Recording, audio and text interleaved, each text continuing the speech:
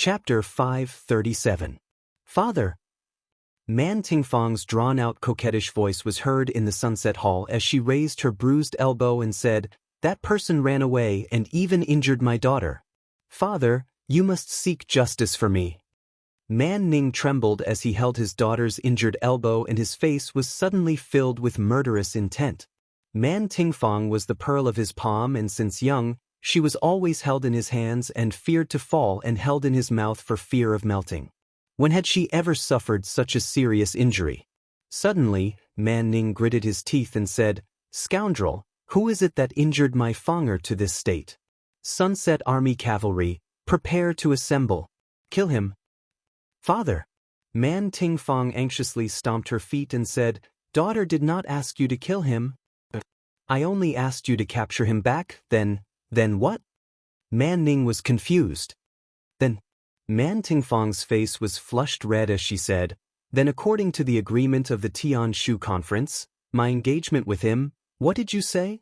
Man Ning's body trembled. The first place of the Tianshu conference, the Li Residence's guard, ran away? Yes, he ran away with the second place, Lin Yin. How can this be? Man Ning flew into a rage as the fats on his fat body trembled. "Someone, immediately send an order to Marshal Ding Shi to send out the army to search for those two people. Send a letter to inform the steel walls to investigate these two people. We must not let the Li Residence's inner courtyard, who holds the Earth Book, leave the swift White Province. He is my man." Yes, Margaret. The steel walls had long been reopened, and there was an endless stream of merchants coming and going. Before the Marquis of the Sunset Sun's letter arrived, Lin Muyu and Qin Yin had already arrived at the steel walls and easily crossed the city walls as merchants. Just as Lin Muyu and Qin Yin crossed the steel walls, suddenly a captaincy on the wall raised his spear and shouted, "The two of you, stop right there and turn back." How could Lin Muyu turn back? She pulled Taksha's reins and smiled. "Xiao Yin, leave at full speed." "All right." Qin Yin readily agreed. The two warhorses galloped away, and Captaincy, who was on the city wall, had a furious expression. "These two people are the first and second place of the Heavenly Book Conference. Men, get on your horses immediately and capture them. Ding San will never let such talents leave Sunset City." The sound of horse hooves could be heard from behind. The Iha Kingdom had already sent out quite a number of light cavalry. Moreover, there was the sound of eagle cries coming from the sky. These must be the falcons that the Iha Kingdom had raised for hunting and tracking. "Oh no, we might not be able to escape," Qin Yin said worriedly. "I won't." Lin Muyu smiled confidently. She patted the dark steel bracer on her right wrist and said, "Have you forgotten that we have a superb heavenly book? Now it's time to see the power of a superb heavenly book." As she spoke, she activated the power of the heavenly book with a thought. A khaki-colored power of the heavens and earth descended from the sky and shone on Lin Muyu's bracer. The next moment, as Lin Muyu activated her thoughts, the sky suddenly turned blood red. Immediately, a fiery red rain began to fall. However, it was not cold rain, but a scorching rain of fire. The boiling lava acted as the rain and sizzled as it fell on the ground. Flames rose tens of meters into the air, directly sealing off the area of a few hundred meters outside the steel gate. "Oh my God!" On the city wall, the captaincy insignia on Ding San's collar was illuminated by the fiery red light. He said in shock, Is that the power of a superb heavenly book? How terrifying! Men, don't chase after him. This person has no intention of staying in Sunset City. Maybe this kind of genius doesn't stick to one pattern and doesn't want to be bound by others." The chilly arch at the side murmured, "Then, General, what about Marshal Ding's order? This is a mission that we can't complete. There's no other way. Send out a letter and order Fire Moon City, Star End City, Red Soil City and other cities to send out scouts. Capture him if you can." Looking at the raging flames behind her, Lin Muyu couldn't help but laugh out loud. The power of the heavenly book was indeed extraordinary. A superb heavenly book could actually cause disaster in a radius of nearly 300 meters. If it was a heavenly book, It might be able to cause a fire attack in a radius of 1 to 2 miles. It could be imagined that if both sides were in a battle formation and the other side suddenly used a heavenly book with the power of a heavenly book, the result would be unimaginable. Just imagine what would happen if a fire god destroyer fell into the Qinquan battle formation of tens of thousands of pure steel armors. Thinking of this, Lin Muyu couldn't help but feel a little heavy. After thinking for a while, she couldn't help but take out the white cloth that Ling Shu had left for her. This white cloth was a heavenly book of the law of space. This heavenly book could very likely summon the golden protective wall that Ling Shu had used before. The huge protective wall could protect the people within the range from harm. Perhaps to resist the destructive heavenly book, this kind of protective wall was needed. It seemed like she had to learn the heavenly book of the law of space. Only those who could plan ahead and make good decisions would be able to win the battle of the heavenly book in the future. In order to reunite the empire, Lin Muyu could be said to have put in a lot of effort. The two warhorses galloped quickly in the direction of Star-Piercing City. Ever since the Battle of the Wildfire Plains drowned the demon race's Qianfeng army, the demon race was forced to leave the humans' territory step by step. Dozens of cities in the northern border of the Swift White Province were also recovered, and Star-Piercing City once again showed signs of prosperity. Looking from afar, one could see an endless stream of commoners and merchants entering and leaving the city. "Are we going into the city?" Qinin smiled. It was currently winter, and the cold wind caused her black hair to sway. "No need." Lin Muyu shook her head and said, "We're only a day's journey away from Black Pine Pass, so let's not rest anymore. Xiao Yin, I'll have to trouble you. Once we reach Black Pine Pass tonight, we'll be safe. At least we won't be threatened by the Iha nation anymore." Not long after, heavy snow began to fall from the sky. It was simply one disaster after another, but fortunately, Lin Muyu and Qin Yin had enough clothes on them. They only needed to wrap themselves in a leather robe and they could continue their journey. With the cover of the snow, they believed that the Iha nation's soldiers would not be able to catch up to them.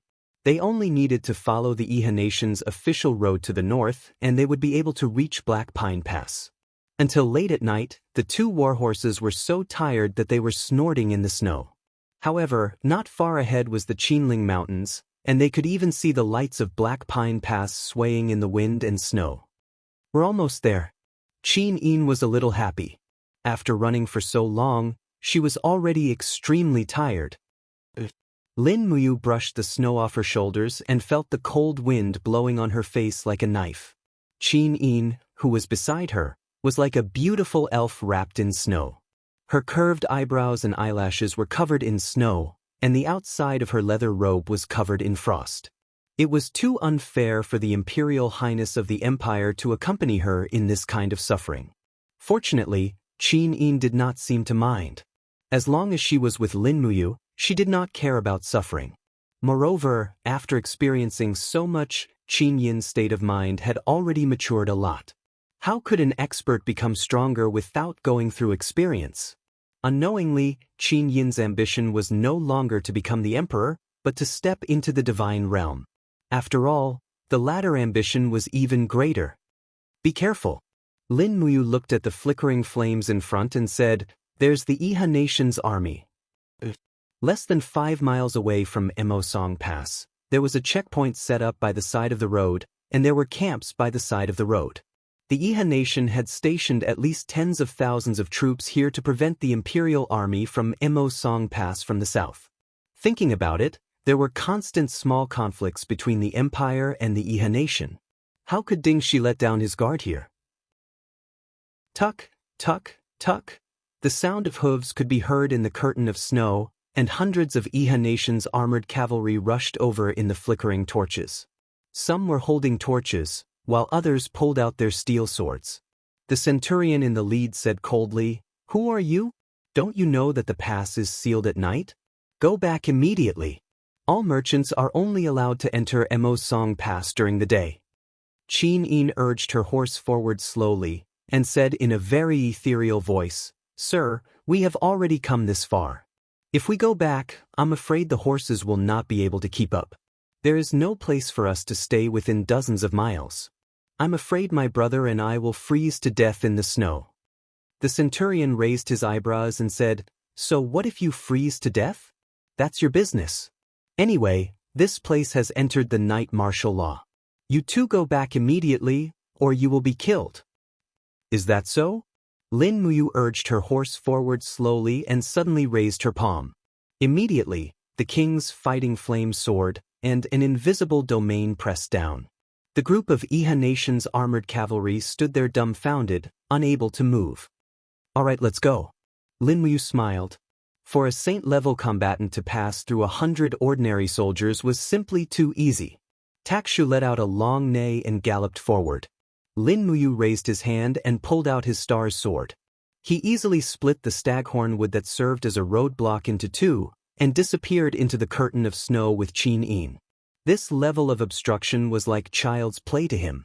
After nearly 2 minutes, the group of Iha Nation's soldiers finally woke up from the shock of the coercion. However, their meridians were numb, and they could not help but rub their joints and blood vessels. All of their faces were pale. The centurion asked doubtfully, What happened just now? Was it the coercion of the sanctuary? Yes. A 10-man squad leader said respectfully, That person must be a sanctuary powerhouse, and he went straight to Ink Pine Pass. He should be a cultivator from the Empire. Humph. The Empire's cultivators are getting more and more arrogant. Forcefully breaking through the pass? I really don't know if Marshal Ding Shi's decision to restore the trade between the North and the South is right or wrong. The 10-man squad leader said resentfully, Marshal Ding Shi is far-sighted. Moreover, if we don't restore the trade, I'm afraid it'll be difficult for us to obtain the rich minerals and resources from Lingbei. Lingbei province's iron ore is the best in the world, and Lingbei is rich in fish and rice. Our minerals are far inferior to Lingbei's, so there's nothing we can do about it. Sigh. The centurion looked at the Qinling Mountains, and his eyes lit up. He clenched his fists and said, I really hope to see the Iha Nation's warriors pull themselves together in my lifetime. We'll cross the Qinling Mountains and sweep away the corrupt and brutal empire, saving the people from the abyss of suffering.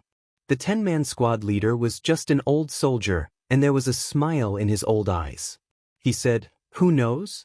The black and white sides of the world have confused many people. The centurion was stunned. He had no idea what the 10-man squad leader was talking about, but his face hurt from the cold wind. He quickly sheathed his sword and rubbed his hands. Let's go back to the camp. It's freezing outside. It seems like the snow won't stop tonight. Yes. Chapter 5:38. In the camp of the garrison of Xiang City, the cold wind blew in through the gap of the commander's tent, causing the candlelight to flicker. Marshal, rest early. The guard said respectfully. It's okay. Ding Shi's eyes were fixed on the scroll in his hand. The words recorded on the scroll were the military book left by Xiang Wenyin, the military god. It was a page about the Qianquan battle formation. Feng Jixing launched the Qianquan battle formation with 60,000 troops and stopped the armor demon in the Unicorn Forest. It was a miracle. In the records of the battles between humans and demons, there were 2 large-scale field battles. One was when Wang Lin used the Iron Chain Horse tactic to fight the Thunderchong Legion and lost more than half of his troops. The other was when Feng Jixing used the Qianquan battle formation to fight the Armor Demon Legion of the demons. In a sense, Feng Jixing's tactic was more successful than Wang Lin's. If he could use the Qianquan battle formation more skillfully, he might be able to defeat the demons with this tactic. Voila! The tent was opened and Ding Sanging walked in covered with snow. He took off his battle robe and handed it to the attendant. He walked straight to Ding Shi, glanced at the scroll in Ding Shi's hand and said with a smile, Marshal is still thinking about the Qianquan battle formation? Ding Shi rubbed his temples. His face was full of fatigue as he said, Qian Feng and Lei Chong will definitely not let the matter rest after their defeat in the Wildfire Plains. The demons will make a comeback sooner or later. What are the chances of our Iha country winning? Long Lin's arrow chest and third-rate white diamond arrowheads? I really don't know if those white diamond arrowheads can really penetrate the armor of the armor demon as Long Lin said. Ding Sanging said, The commander-in-chief relies heavily on Lin, Xuan, and the others. He gave most of the military power of the Iha country to these two people, leaving less than 60,000 men and horses for Marshal Ding. Which soldier of the empire doesn't feel injustice for Marshal Ding? But now, Marshal Ding is still racking his brains for the safety of Iha country. Why do you have to do this? I, Ding Shi, am not a narrow-minded person. Commander weakening my military power must have its uses, but Commander still left 60,000 troops for me. This is enough. Third watch, after this heavy snow stops, reorganize the troops. I want to drill them in the Qiankuan battle formation. Yes, Marshal. By the way, have you chased after the champion of the Heavenly Book Conference? No. Ding San felt even more helpless as he said, this general really doesn't understand. This young master of the Heavenly Tome Conference's champion had the opportunity to marry the incomparably beautiful young lady Man Tingfang, so why did he refuse? Ding Shi couldn't help but laugh. Third Miss has always been unruly and willful. Perhaps there is a reason why she ran away. Anyway, if it were me, I would also run away, Ding Sanging sat down and said, Commander Ding, you're still in the mood to joke around here. We didn't manage to chase down the champion of the Heavenly Book Gathering and let such a talent escape. The Sunset Marquis will definitely blame us. Commander Ding, you'd better think about how to deal with the Marquis. Deal with the Marquis? Ding Shi laughed. The generals of Sunset City are all pot-bellied and mediocre. After the Battle of Lanyan City, they've long lost their will to fight and only know how to enjoy themselves. In the entire Swift White Province, if I, Ding Shi, don't lead troops, who will? Don't worry, the Marquis won't do anything to me. Third watch, how did the champion in second place escape? Logically speaking, the light cavalry stationed within the steel walls are all top-notch horses. There's no reason they couldn't catch up. Ding San cupped his fists and said, just as we were about to give chase, the champion used the top-quality earth tome he had just carved and activated the power of heaven and earth. Nearly 300 meters of fire rain blocked the exit of the steel walls, so we had no way of giving chase. A 300-meter range of fire rain? Ding Shi couldn't help but be stunned. How is that possible? I've seen the people of Northern Qi use the Heavenly Tome. That time, the middle-quality Earth Tome only summoned a 20-meter range of fire rain. Although his top-quality Earth Tome is strong, it shouldn't be that much stronger, right? I don't know. Ding Shi clenched his fists and said, for such a talent to leave Swift White Province is truly a pity. Send more people out to search. Let's hope he'll change his mind and be willing to marry the third Mississippi. In truth, there's nothing wrong with the third Miss, just that her temper is bad. Her character and knowledge are both good, and she's fresh and beautiful. This Li Manor Protector is really too confusing. Could it be, because he once offended the second son of Northern Qi, he fled to escape punishment? That shouldn't be. Ding San sat there on his knees, not knowing how to interrupt. He just looked at Ding Shi and muttered to himself. At Ink Pine Pass, the curtain of snow blocked one's line of sight. Visibility was no more than 50 meters, but when Lin Muyu and Qin Yin arrived at the gates, there were still people above who saw them. A general raised a long knife and asked, Who are you, old man? Ink Pine Pass is under martial law at night. No one is allowed to enter. Please return. Lin Muyu walked forward and took out her general's token from her bosom. She held it high and said, Look at this, then decide if you want to open the gates and let us in. The general raised his torch and looked at it from afar. He saw that the golden token glowed with a golden light, but he couldn't see the words clearly. But looking at the shape, it was indeed the token of an imperial general. Immediately his whole body trembled. He said to the guards beside him, Take a few dozen people with me to take a look. This person looks like he's no ordinary person. Yes, General. A few minutes later, the iron gates opened with a creak. The cold wind outside immediately poured into the pass, and a group of imperial soldiers walked out. The centurion walked forward respectfully and took a look at Lin Muyu's token. Immediately, he was scared out of his wits. He quickly knelt on one knee and saluted, saying, This general greets Commander Yu. Commander Yu? The group of imperial soldiers was dumbfounded. They looked at each other and quickly understood. Within the empire, there was only one person who could be called Commander Yu, and that was Lin Muyu, who had defeated the Qianfeng Corps in the Wildfire Plains. She was an imperial general who was on the same level as Feng Jixing.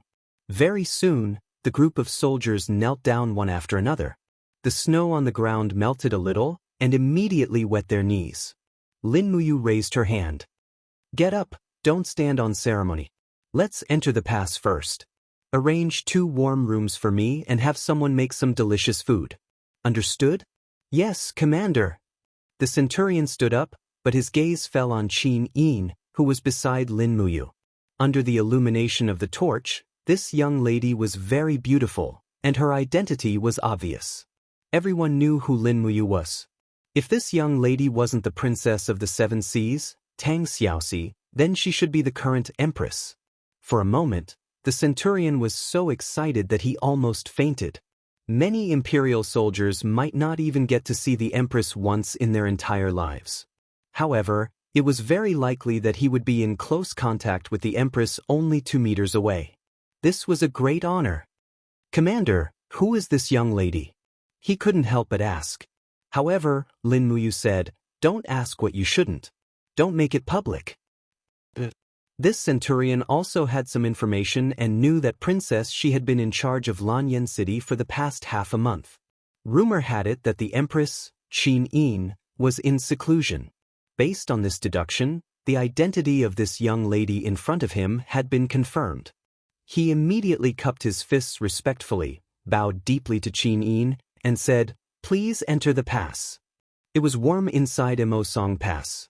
Lin Muyu and Qin Yin's rooms were arranged on the 3rd floor of the pass. There was a small window facing Lingnan, and one could faintly see the fire in the wind and snow. There was a heater in the room, and it was very warm. Lin Muyu helped Qin Yin take off her cloak and shook off the snow on it. Meanwhile, Qin Yin moved forward and smiled as she helped Lin Muyu untie the belt of her leather robe. At the side, the 3 Kiliarchs who were guarding Immersive Pass were dumbfounded. They had already guessed Qin Yin's identity, so they didn't dare to say anything in the face of such a heartless display of affection and could only endure it. After Lin Muyu sat down, she glanced at their military insignia. There was a small insignia of Qihai City below it. This group of people were all generals under Tanglan. It seemed that the defensive line around the Qinling Mountains was once again under Tanglan's control. This couldn't be helped. After all, Lin Muyu had only joined the imperial army for 4 to 5 years, while Tanglan had been in control of the army for as long as 40 years. This kind of accumulation of deep roots couldn't be changed in a short period of time. After asking a few questions about the defense of Immersive Pass, Lin Muyu ordered them to leave and not to wait on her. Then they ate the food that the soldiers brought. It was very delicious, and they didn't dare to be negligent. There was meat and vegetables for this meal. Presumably, to the soldiers, being able to eat such a meal was no different from celebrating a festival. The snow stopped the next day, but at a glance, thousands of miles of mountains and rivers were covered in snow. It was a very magnificent sight. After Lin Muyu and Qin Yin finished breakfast, they prepared to set off. Qin Yin changed into a snow-white leather robe embroidered with a faint golden-purple flower pattern. Immediately, there was a huge change in her aura. As for Lin Muyu, he wore the white robe of the Imperial Army, which made the group of soldiers once again confirm his identity. There were 500 cavalrymen from Immersive Pass to escort them back to Lanyan City, so that they could take care of each other along the way. Lin Muyu had a pile of treasures in her arms, so she had to be careful. When they passed by Bugu City, she mobilized 500 cavalrymen, and when they passed by Coldstar City, she mobilized another 1,000 cavalrymen. When they entered the North Ridge province 2 days later, she already had an army of 3,000 cavalrymen. As for this army, Lin Muyu didn't want to return it. Instead, she asked Qin Yin to directly leave an imperial edict, and these 3,000 cavalrymen were directly added to the Dragon Guard battalion and handed over to Wei Chou for training. On one hand, it could weaken Tanglan's forces in the Earth Star province, and on the other hand, it could slightly strengthen the Dragon Guard Battalion. Chapter 539. After returning to Lanyan City, the first thing Lin Muyu did was to write down a complete volume of the divine tomes of the laws of fire, wind, lightning, and life based on her memory. However, there was only one volume, and it was kept by Tang Xiaoxi. Qin Yin and Tang Xiaoxi studied it together. Thus, the inscriptions on the divine tomes of the 8 laws in the Heavenly Tome Forest were all under the control of the Zetian Palace. In the 3 days after returning to Lanyan City, Lin Muyu tried many times to write a divine tome, but she failed again and again. The key to writing a book was related to one's state of mind, but not every inscription could draw upon the power of heaven and earth. In 3 days, Lin Muyu inscribed nearly 20 tool embryos, but only 2 books were completed. One was a middle-grade earth book, and the other was a high-grade earth book. The rest were all failures. On the other hand, Qin Yin had completed 3 books, 1 low-grade earth book and 2 top-grade spiritual books. This made Tang Xiaoxi extremely envious. After a trip to the Heavenly Tome Forest, Qin Yin's cultivation in Heavenly Tomes was already firmly above Tang Xiaoxi's. In the afternoon, Jin Xiaotang appeared in the Valiant Dragon Legion's camp. She was dressed in a beautiful green robe, and when her gaze fell on the embryos in front of Lin Muyu, she could not help but light up with joy. Wow, is this a high-grade earth book? This is a middle-grade earth book, and there's also a low-grade earth book. Are these two embryos top-grade spiritual books? Oh my God, were all these divine tomes written by Brother Yu? Jin Xiaotang was overjoyed. Not all of them. Lin Muyu did not tell her that 3 of them were written by Empress Qin Yin. After all, this was too shocking. It was too early for news that Empress Qin Yin was well-versed in the law of light to spread. She said, only 2 were written by me, and the rest were written by my friends. Xiaoying, how much can these divine tomes sell for? I'm not sure about the others, but this high-grade wind law tome should be worth at least this much. She extended her index finger. 10 million? Lin Muyu was overjoyed. Can you really sell it for that much? Maybe more expensive. Jin Xiaotang said, up until now, very few of the masters in the Heavenly Tome Pavilion have been able to write an upper-tier earth tome. This upper-tier earth tome is probably the most powerful heavenly tome in Lanyan City. Brother Yu, are you sure you want to sell this book? Lin Muyu muttered to herself for a moment. She thought about how powerful the earth tome was. If it were to fall into the hands of a thief, the consequences would be unthinkable. She said, I'm not selling it. It's just a display item to increase the Chamber of Commerce's popularity. All right. Jin Xiaotang readily agreed. Lin Muyu smiled. In the future, don't sell the tomes of heaven that I write that are above the level of earthly tomes. They are only for display. When there's a war in the future, you have to return all of them to me. These tomes of heaven are for killing, not for display. Yes, Xiaotang knows. Does Big Brother you still want to engrave it? Of course. Lin Muyu had a card up her sleeve. Her attainments in engraving seemed to be above the heavenly tome. Furthermore, engraving was a passive ability, so it was not impossible to use it to earn money. Perhaps she could only rely on engraving to earn money in the future. The next day, Heavenly Tome Pavilion. What? Ji Lin's hand trembled slightly, and the tea in his teacup spilled onto the ground. He looked up at Ji Shang and said, say that again. Did I hear wrongly? The Purple Flower Chamber of Commerce displayed a upper-tier earth tome? Yes, grandfather. Ji Shang said respectfully, it's a upper-tier earth tome of the Law of Wind. It's very rich in spiritual power. Once it activates the power of heaven and earth, its might will be unimaginable. I really don't know who was able to engrave such a heavenly tome pavilion. At the side, the Lu residence's patriarch, Lu Yen, took a sip of tea and said, Lord Steward, it looks like there's another capable person in Lanyan City besides the Heavenly Tome Pavilion. It's a pity that such a talent was not used by our Heavenly Tome Pavilion. Ji Lin said, does Lord Lu Yen know who wrote this upper-tier earth tome? I don't know. Lu Yen said, but I can deduce that this person must be inextricably linked to the Purple Flower Chamber of Commerce. Otherwise, he wouldn't have displayed this priceless artifact embryo in the Purple Flower Chamber of Commerce. Isn't he afraid of someone snatching it? Ji Shang said, Lord Lu Yen might not know this, but the Purple Flower Chamber of Commerce has at least 200 divine temple experts guarding it. Let alone snatching it, they can't even take a glance at it. Lu Yen stroked his white beard and said, Steward Ji Lin, the waters of Lanyan City's heavenly tome realm are getting murkier and murkier. I'm afraid this isn't a good thing. It's obvious that someone wants to establish a faction outside of the Heavenly Tome Pavilion. If we don't handle this matter properly, I'm afraid that the Heavenly Tome Pavilion will fall out of favor with Her Highness. At that time, I'm afraid that everything we have will disappear in the blink of an eye. Oh, does Lord Lu Yen have an idea? We must find out who this person is as soon as possible and recruit him into the Heavenly Tome Pavilion. Also, Lu Yan's eyes shone brightly as he said, there's also news from Iha country's Xiang City. Man Ning held a Heavenly Tome conference, and a person called the Li Residence Protector wrote a supreme grade book on the law of fire. He then fled Xiang City, and some people suspect that he has already entered the Empire's borders.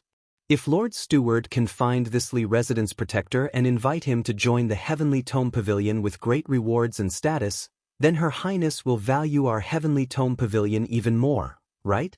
Ji Lin slowly nodded. What Lord Lu Yen said is extremely correct. I'll immediately send people to investigate and find this Li Residence Protector and have him work for us. All right, then this old man wishes Lord Steward success in advance. Oh, Lord Lu Yen is too polite. At dusk, the setting sun shone on the pavilions of the spiritual medicine department like fire. Inside the pavilion, there was a small table filled with delicacies. There was also a pot of boiling rock mutton. Chu Yao had a happy expression as she looked at Lin Muyu and Tang Xiaoxi with a grin, saying, I haven't seen you for a long time. Where did he go to cultivate? Lin Muyu said, he went to Lingnan. Chu Yao blinked her starry eyes and did not ask further, smiling, looks like Yu's cultivation should have improved quite a bit. Lin Muyu looked at Chu Yao and said, on the other hand, big sister Chu Yao, how is your imperial sword technique? Chu Yao chuckled, second heavenly realm, I tested my strength 3 days ago at Temple Deacon Xianyuan Hong's place. I have the strength of a level 78 heavenly king. He even invited me to become a deacon in the temple if I don't want to work in the spiritual medicine department. Ha!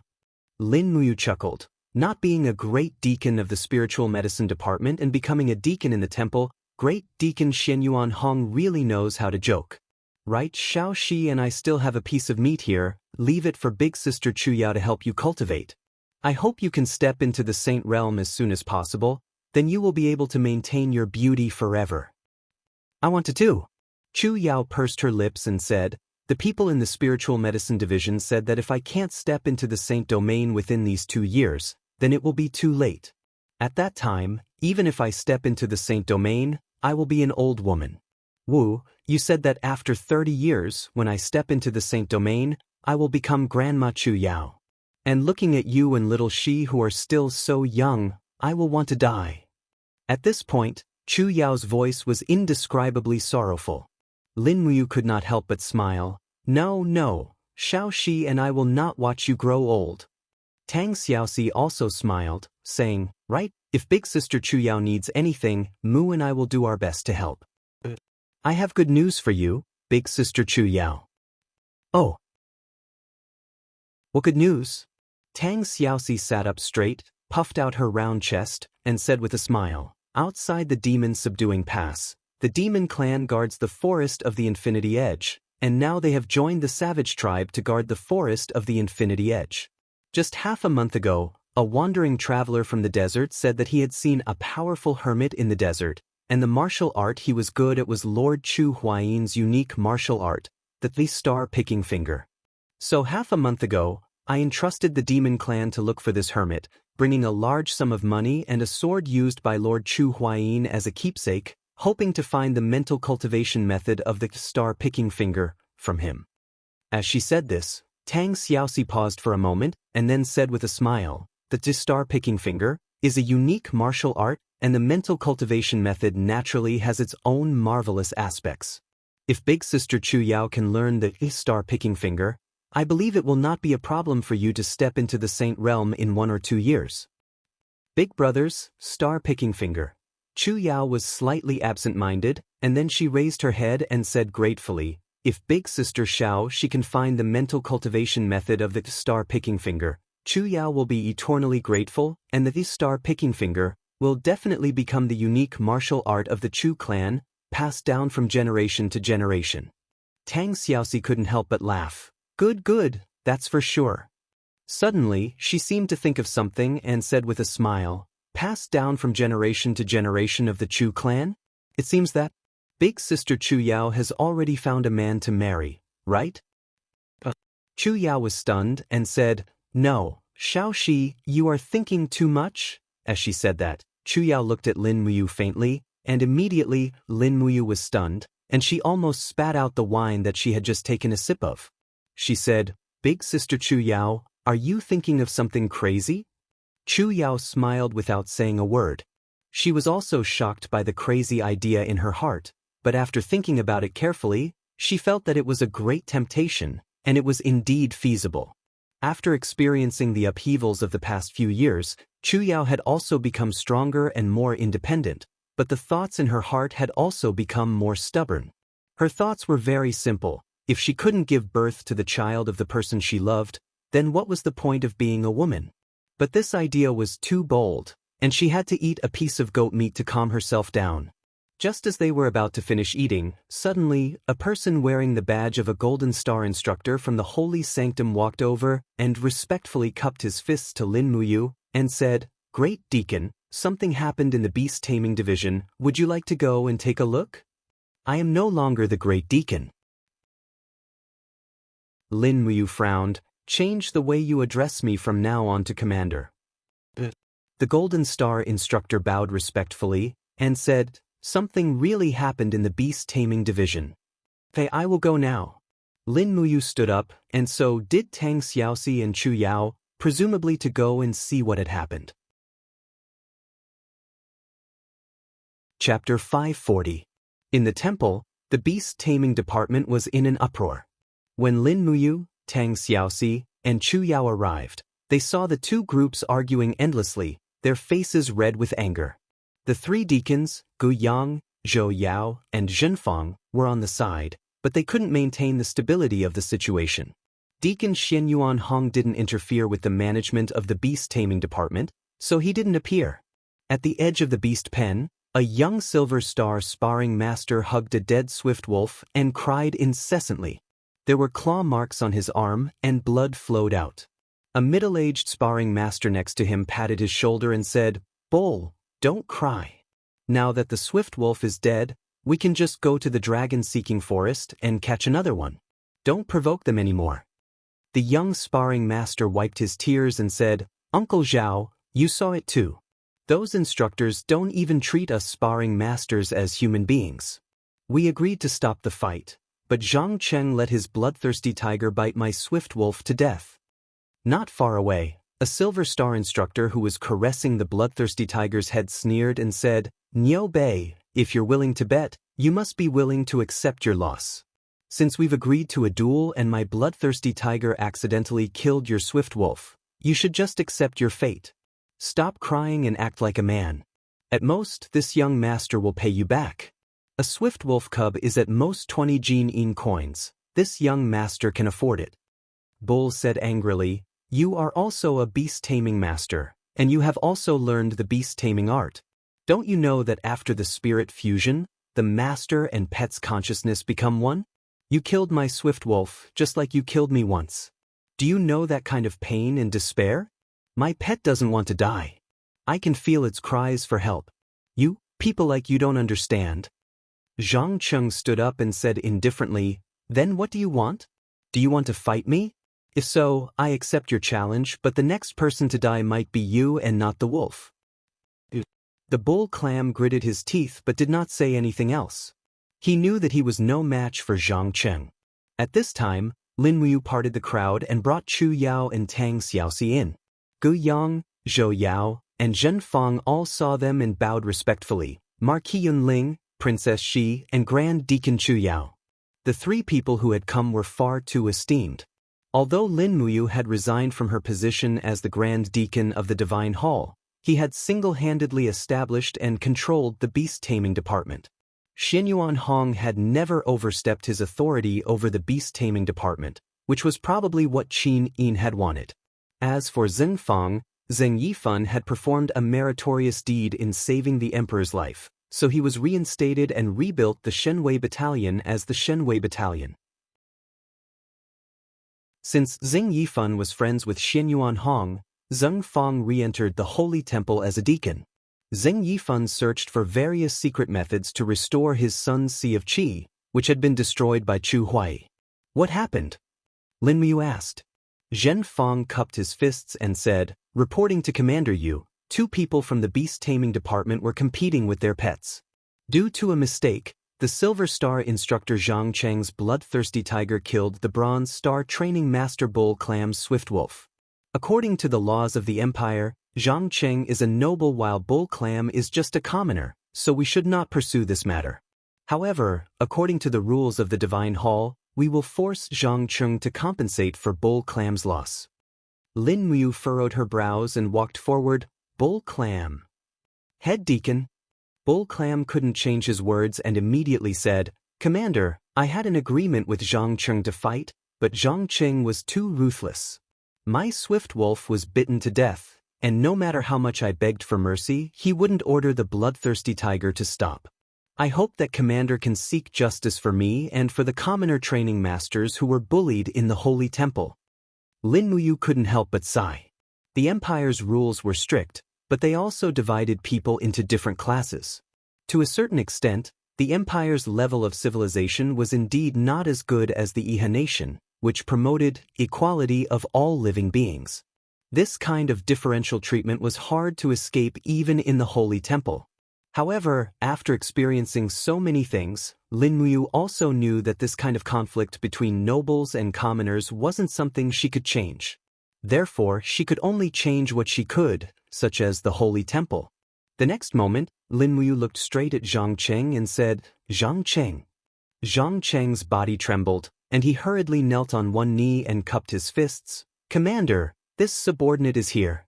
Just like you, Niu Bei is also a member of the Sanctum. Once there is a war, you and him will be comrades who will go through thick and thin together. You killed his Swift Wolf now, aren't you afraid that he will stab you in the back? Aye. Zhang Cheng frowned. Commander, this subordinate knows his mistake, but Bull Clam is just a commoner Copper Star sparring master, yet he dares to be so arrogant. This subordinate can't stand it. Offend? Lin Muyu couldn't help but laugh. What do you mean by offend? Zhang Cheng said, according to the rules, when eating in the Holy Temple's cafeteria, the commoners should give up their table for the nobles. However, not only did Bull Clam not give up, he was also arrogant towards this subordinate. This subordinate was indignant, so I challenged him. Lin Muyu looked at him indifferently and said, when it comes to eating, everyone should be equal. It's just that this rule of inequality is imprinted on us when we are born. Zhang Cheng, you are a martial artist of the Holy Temple. Martial artists cultivate their heart and virtue. A strong martial artist's state of mind should be broad and calm. As the saying goes, 100 rivers run into the sea. It's great to have tolerance, it's great to have no desires. Do you think Deacon Guyang or Great Deacon Xianyuan Hong would fight with someone over a table? Zhang Cheng actually revealed a trace of grievance and said, but Commander, this subordinate is a 5th-class noble of the Empire. Why should I be bullied by a commoner like Bull Clam? Commander, you can't just protect Bull Clam and bully me. Tang Xiaoxi couldn't help but laugh. Chu Yao also smiled. Lin Muyu still looked at Zhang Cheng and said, Zhang Cheng, as a 1st-class noble of the Empire, I still use an equal attitude to reason with you. This is the true grace of a noble. Think about it carefully. Men, take Zhang Cheng away and put him in confinement for 3 days. Zhen Fang cupped his fists and signaled with his eyes. Two instructors immediately took Zhang Cheng away. Lin Muyu looked at Guyang and respectfully cupped her fists. Grandpa Guyang, shall we go see the great deacon?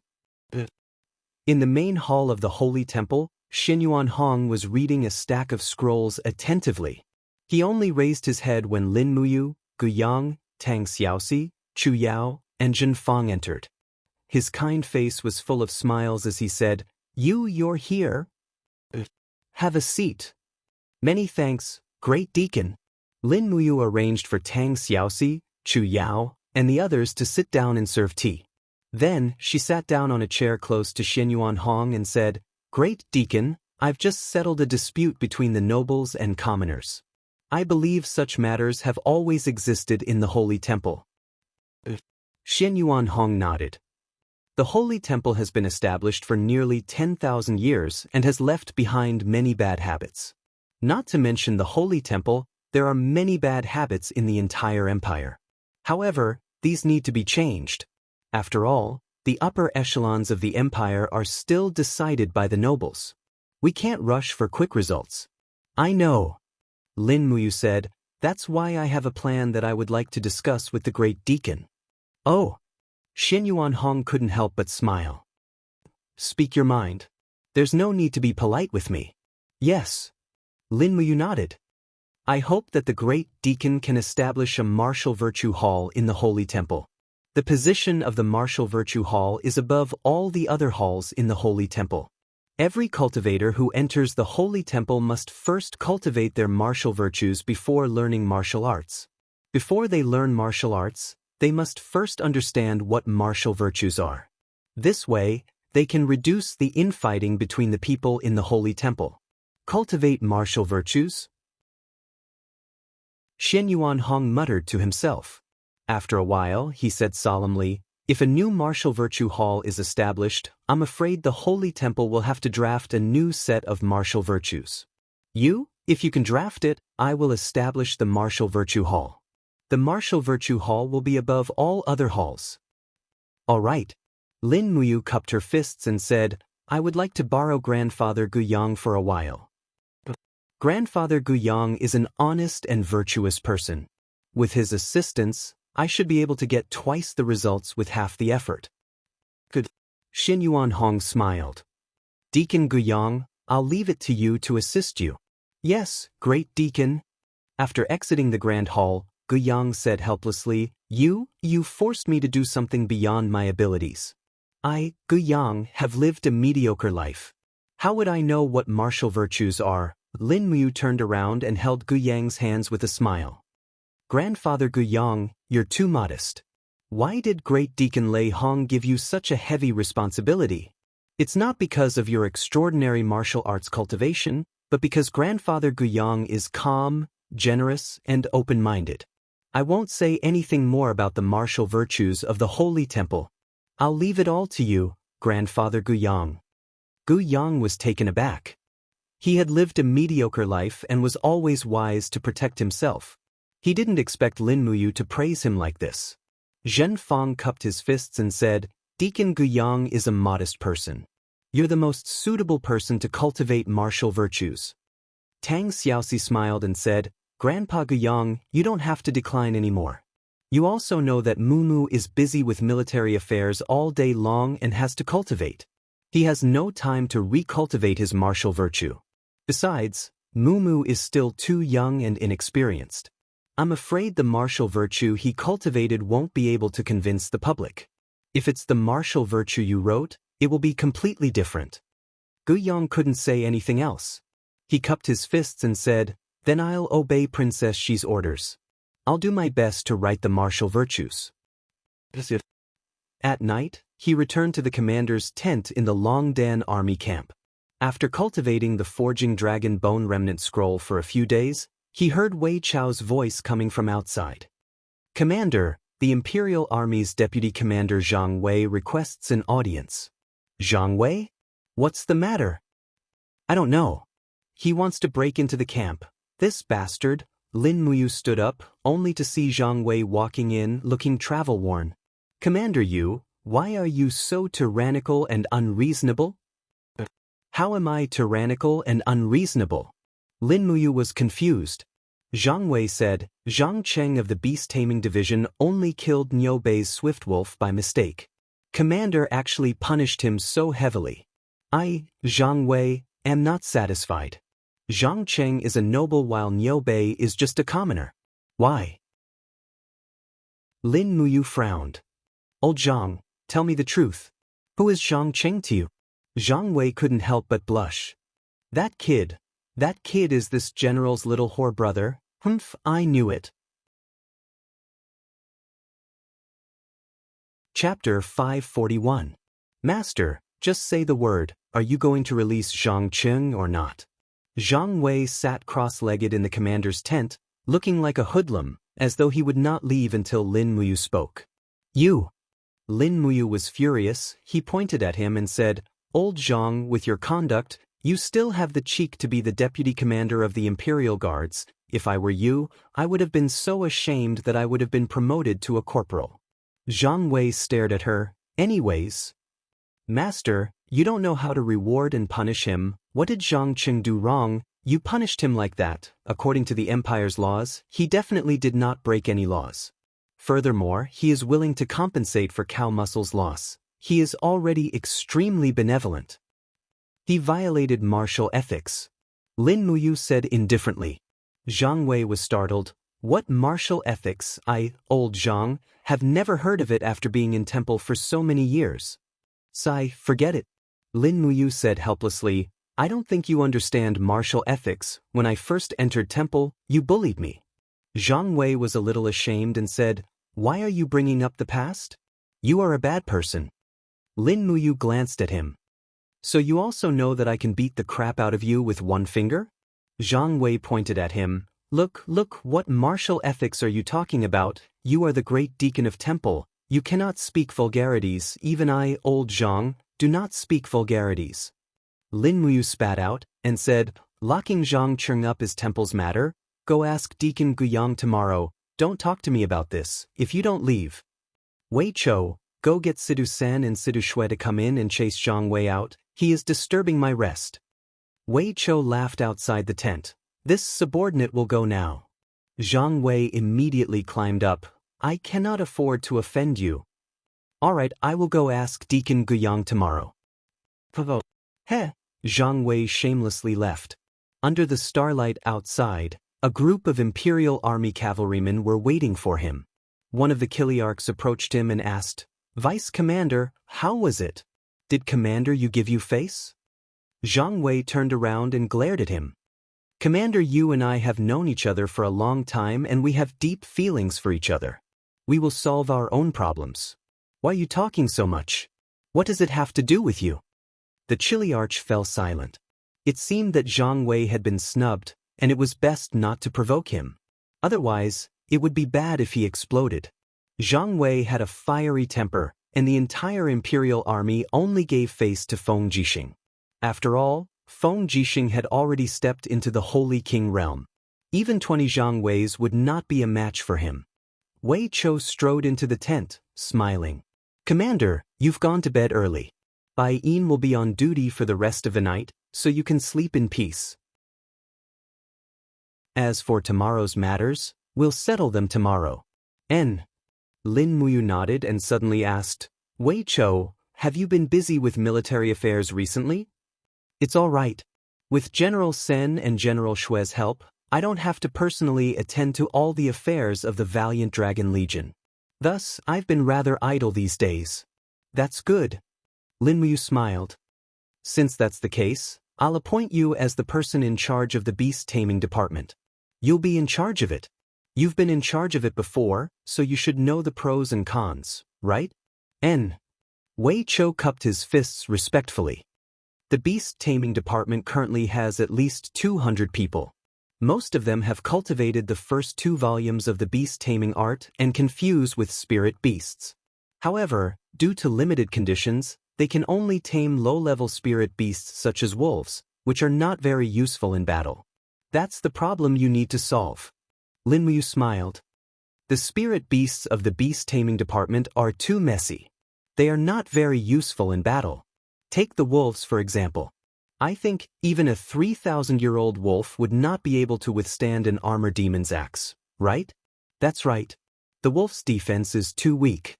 It's not suitable as a beast of war. In my opinion, there's a lake in the depths of the dragon-seeking forest called the Cloud Dragon Lake. A type of land tortoise lives on the lakeside of the Cloud Dragon Lake called the blazing black tortoise. The shell of the blazing black tortoise is extremely hard. Even white diamond arrows can't penetrate it. The blazing black tortoise that has lived for more than 3,000 years will have matured shells. Perhaps a cultivator with a higher cultivation in the beast taming department can tame a blazing black tortoise to aid in battle. Sure. Lin Muyu nodded. I'll leave the taming of the blazing black tortoise to you. Inform me before you set off. I'll go with everyone. We must minimize casualties. Yes, I understand. The next morning, the bell in the Divine Temple reverberated. It was the bell for the Divine Temple's staff to assemble in the morning. More than 1,000 Divine Temple staff stood in great numbers in the huge Divine Temple Square. Lin Muyu, Xin Yuan Hong, and other important higher-ups were also present. Gu Yang held a scroll in his hand and read out the rules of the martial virtues after the establishment of the Martial Virtue Hall.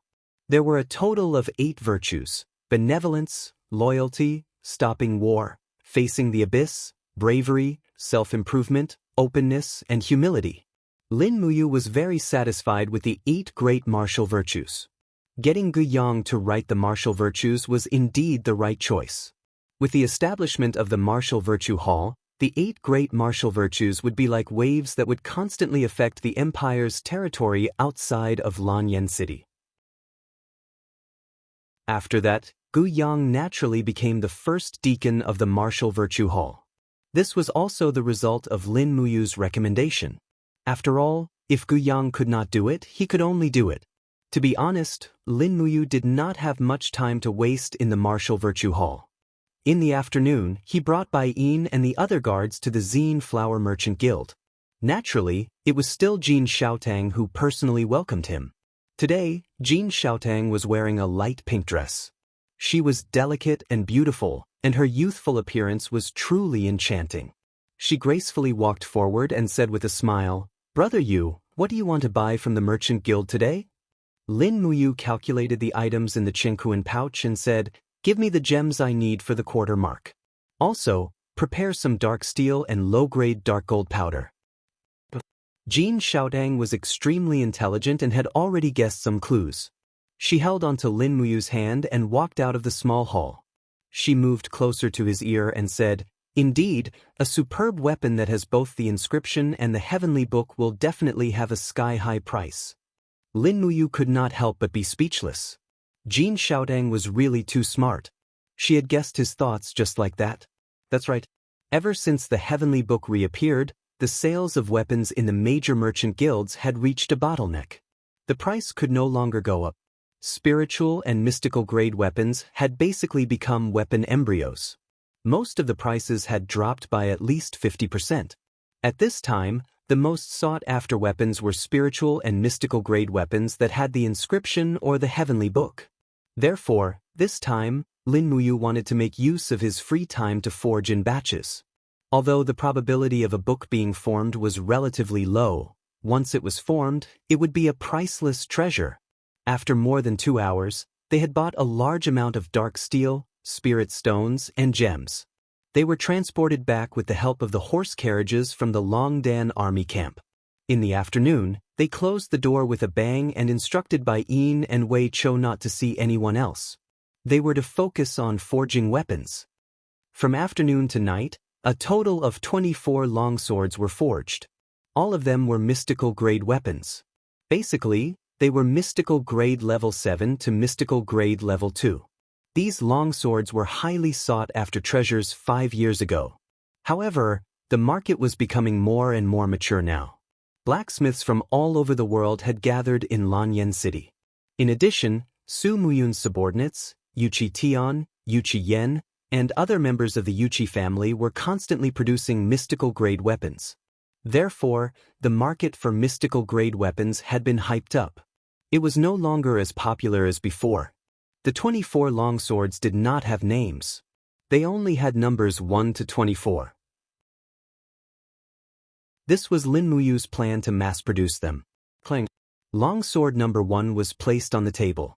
Lin Muyu picked up the carving knife and began to inscribe on the hilt of the sword. Level 5 Dragon Slaying Seal could provide the weapon with the effect of a dragon power attack. This was also the seal with the highest success rate for Lin Muyu's current engraving skills. However, it was extremely difficult to inscribe the complicated dragon slaying seal on the small hilt of the sword. Not long after, the sword was embedded into the dragon heart stone. However, the blade was dull and the engraving was actually broken. Lin Muyu calmed himself down and put the broken sword aside. He could use it as the embryo of the heavenly book later to inscribe again. It was all right. He could not explode in his mind. He could take it slow. As a result, the engraving of the next few weapons was successful. The moment they were embedded into the dragon heart stone, they bloomed with the radiance of the dragon-slaying seal. When it was late at night, Lin Muyu's forehead was already covered with sweat. He had successfully engraved 11 of the 24 longswords. This success rate was already considered to be at the peak. Phew! He took a deep breath, put down the carving knife, picked up the spiritual pen, and filled it with sufficient low-grade dark gold powder. It was time to inscribe the heavenly book. The surface area of the sword was considered relatively large. Lin Muyu did not pursue to inscribe a complete heavenly book. Instead, he wanted to inscribe a simplified version of the heavenly book. The heavenly book that was extracted from the heavenly book was of the fire element. After all, the fire element was a pure attack type. The dragon-slaying seal was also an attack type. Moreover, it was engraved on a long sword. Swoosh. Sword number 1 actually became a book. The orange light was very intense. It was a top-grade spiritual book of the law of fire. Lin Muyu couldn't help but feel a little excited. He continued to write with sword number 2. It was a pity that he had written it badly. He did not comprehend his state of mind. This sword could only become a semi-finished embryo with the engraving but not the heavenly book. He was not discouraged and continued to write. However, the engravings were ruined one by one. Either it became a book but not engraved, or it was engraved but not a book. Lin Muyu's mood gradually worsened. There was a sense of frustration that came from nowhere. It was too hopeless. All the way until it was almost dawn, the long sword in his hand suddenly burst out with a bright light. A pale yellow light soared into the sky. It was a low-grade heavenly book. Furthermore, this sword with serial number 21 already had a successful god-slaying seal. Just when Lin Muyu was about to lose all hope, the first successful work was born. This sword was also the only one among the 24 longswords that had the blessing of 2 divine powers. It was originally a mystic rank 1 top-grade embryo and had a complete god-slaying seal. Then, it activated the heaven and earth energy of the low-grade heavenly book. This sword might be the unparalleled sword in the world, writes Chapter 542. Heavenly Book Pavilion, Elders Conference. Bada. Ouyang Ping took a puff from his pipe, his face was cloudy. Lu Yen squinted his eyes and said, "Everyone, please say something. What kind of extraordinary person is behind the Zine Flower Chamber of Commerce to be proficient in both engraving techniques and the heavenly book technique?" Ji Lin remained silent. After a long while, he looked at Qin Yong and said, "Prince Zhong, you are the uncle of Her Highness the Empress. Perhaps you can ask Her Highness the Empress to issue an edict and invite the extraordinary person behind the Zine Flower Chamber of Commerce out."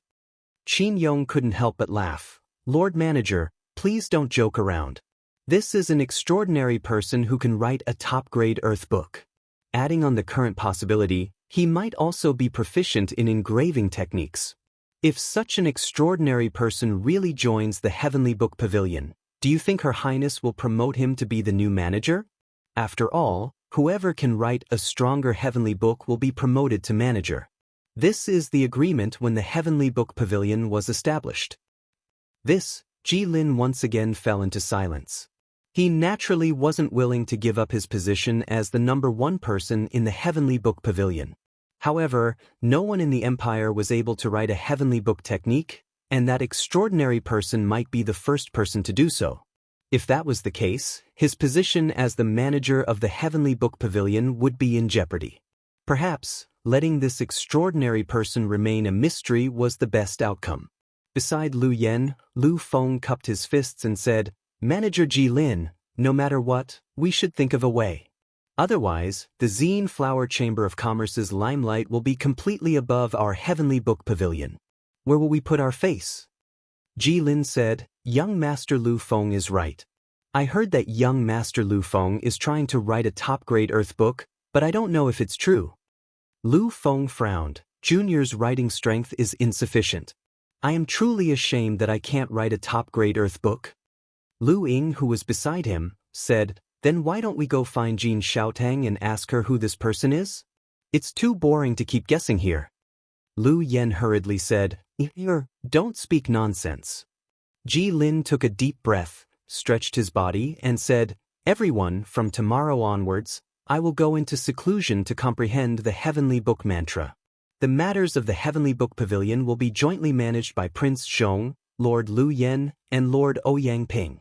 I hope that everyone can work together and make the Heavenly Book Pavilion the pride of the Empire's Heavenly Book world." "Yes, Lord Steward." In Eagle Nest Mountain, the interior of the mountain was completely dark. In the darkness, one could vaguely see a man with an imposing figure sitting cross-legged on a rock. Streams of dough cheese slowly revolved around his body. The flowing dough cheese seeped into his skin and formed clouds that lingered around him in the blink of an eye. Layers of golden energy pulsated on the surface of his skin. It was an indestructible energy that originated from the unbreakable Vajra profound energy. He slowly let out a sigh of relief and entered a very peaceful state of mind. Suddenly, his spiritual perception flew out of his body and soared into the sky. Beyond the 9 heavens, the sky was filled with golden radiance and dense divine power. Between the spirit mountains, there were images of various Buddhas. The Buddhas did not speak and only put their palms together. In the next moment, Sanskrit chants appeared beside his ears. It was boundlessly auspicious. Feng Jixing couldn't help but lie down in the sky and accept the baptism of the Sanskrit chants. Every inch of his body was bathed in this extremely comfortable Buddhist profound energy. Immortal Sanskrit chants. Finally, Feng Jixing cultivated the Vajra protection divine art to the 6th stage. He could clearly feel the Vajra protection chi on the surface of his body becoming more and more tyrannical and solid. He had already achieved initial success in this divine art.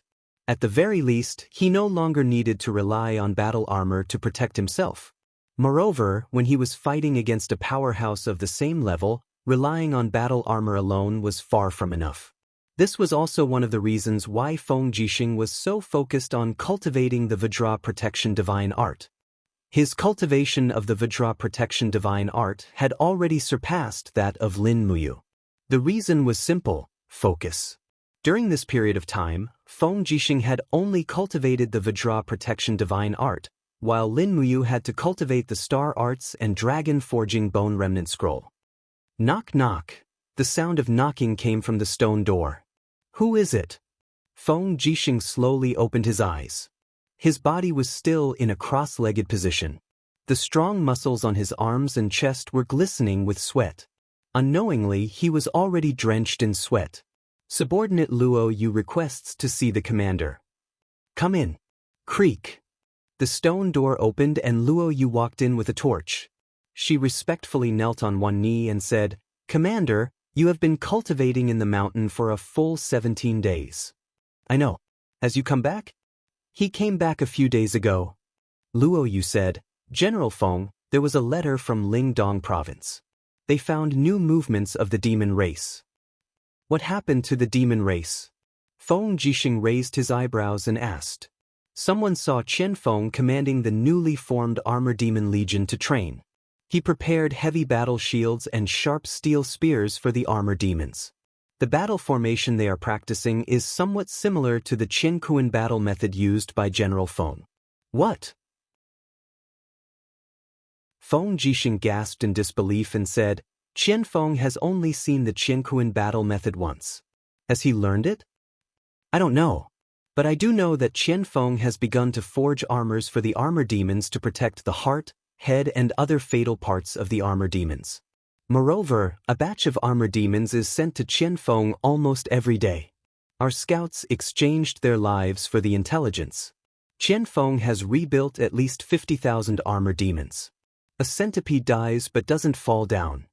Feng Jixing slowly murmured and said, "Have you and His Highness received this news?" "Not yet. Go and tell them immediately that the Empire must strengthen the training of the soldiers. The demon race has not given up their intention to offend us. In addition, immediately send out an order to strengthen the defense of the steel wall. No one knows when the demon race will launch the next attack." "Yes, subordinate understands. Does General Feng still want to continue training?" "Yes." Feng Jixing nodded his head. "I want to master the 7th layer of the diamond body protection in one go before I come out. You go first, discuss any news regarding the demon race with IU. When I'm not around, he will be able to take charge." 2 days later, the Zine Flower Auction House had a great harvest. The 24 long swords that Lin Muyu forged were all sold. Among them, the most perfect one was sold at a price of 12.4 million Jin coins.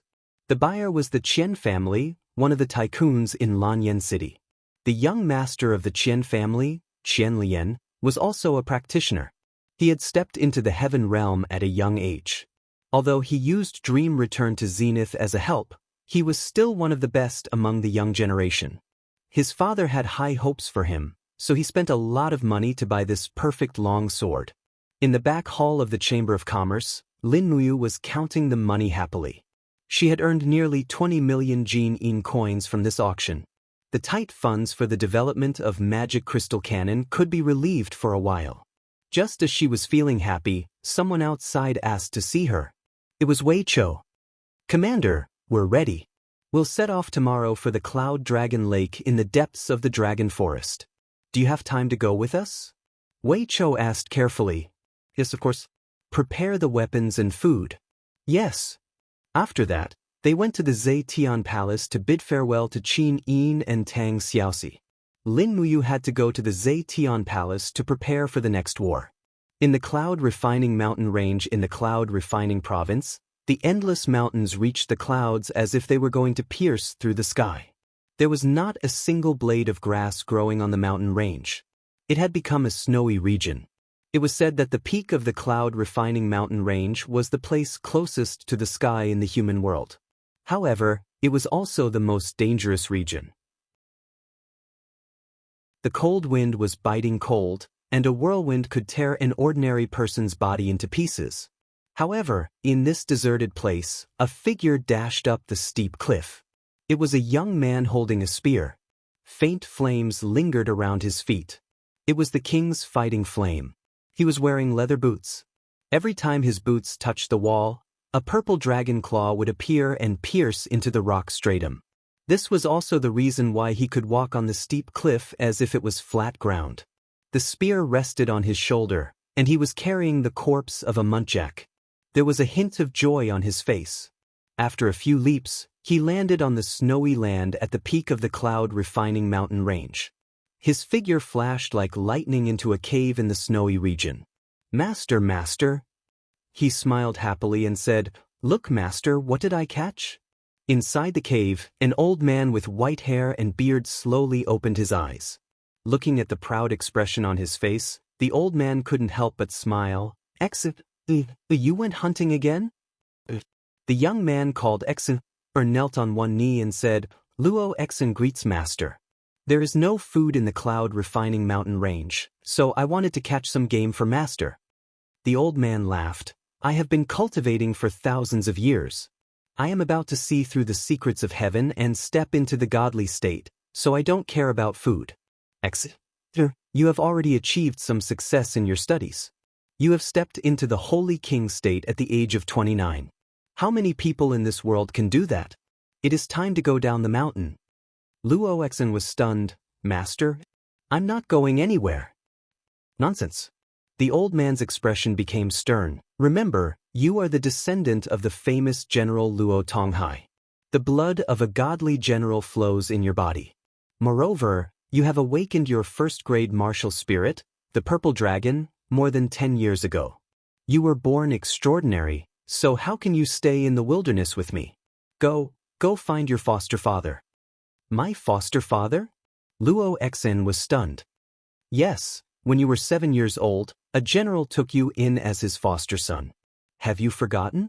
Foster father Luo Xian's face was full of displeasure. Foster father took me in as his son, but he never came to see me. He must have forgotten about me. How can that be? Your foster father is a feudal lord who controls half the country. Moreover, the cloud refining mountain range is a dangerous place. How could he have come here without your cultivation? Go, find Duke Yun Su Muyun in the imperial capital. Be filial to him and be loyal to the empire. Your master will ascend to the godly world in 3 days. Take care of yourself. Leave the cloud refining mountain range tonight. Yes, master. Luo Xen knelt on the ground with tears streaming down her face. When will disciple be able to see master again after you ascend? The old man smiled. When you ascend to the heavenly world, master will come looking for you. Cultivate well in the mortal world. Yes, master.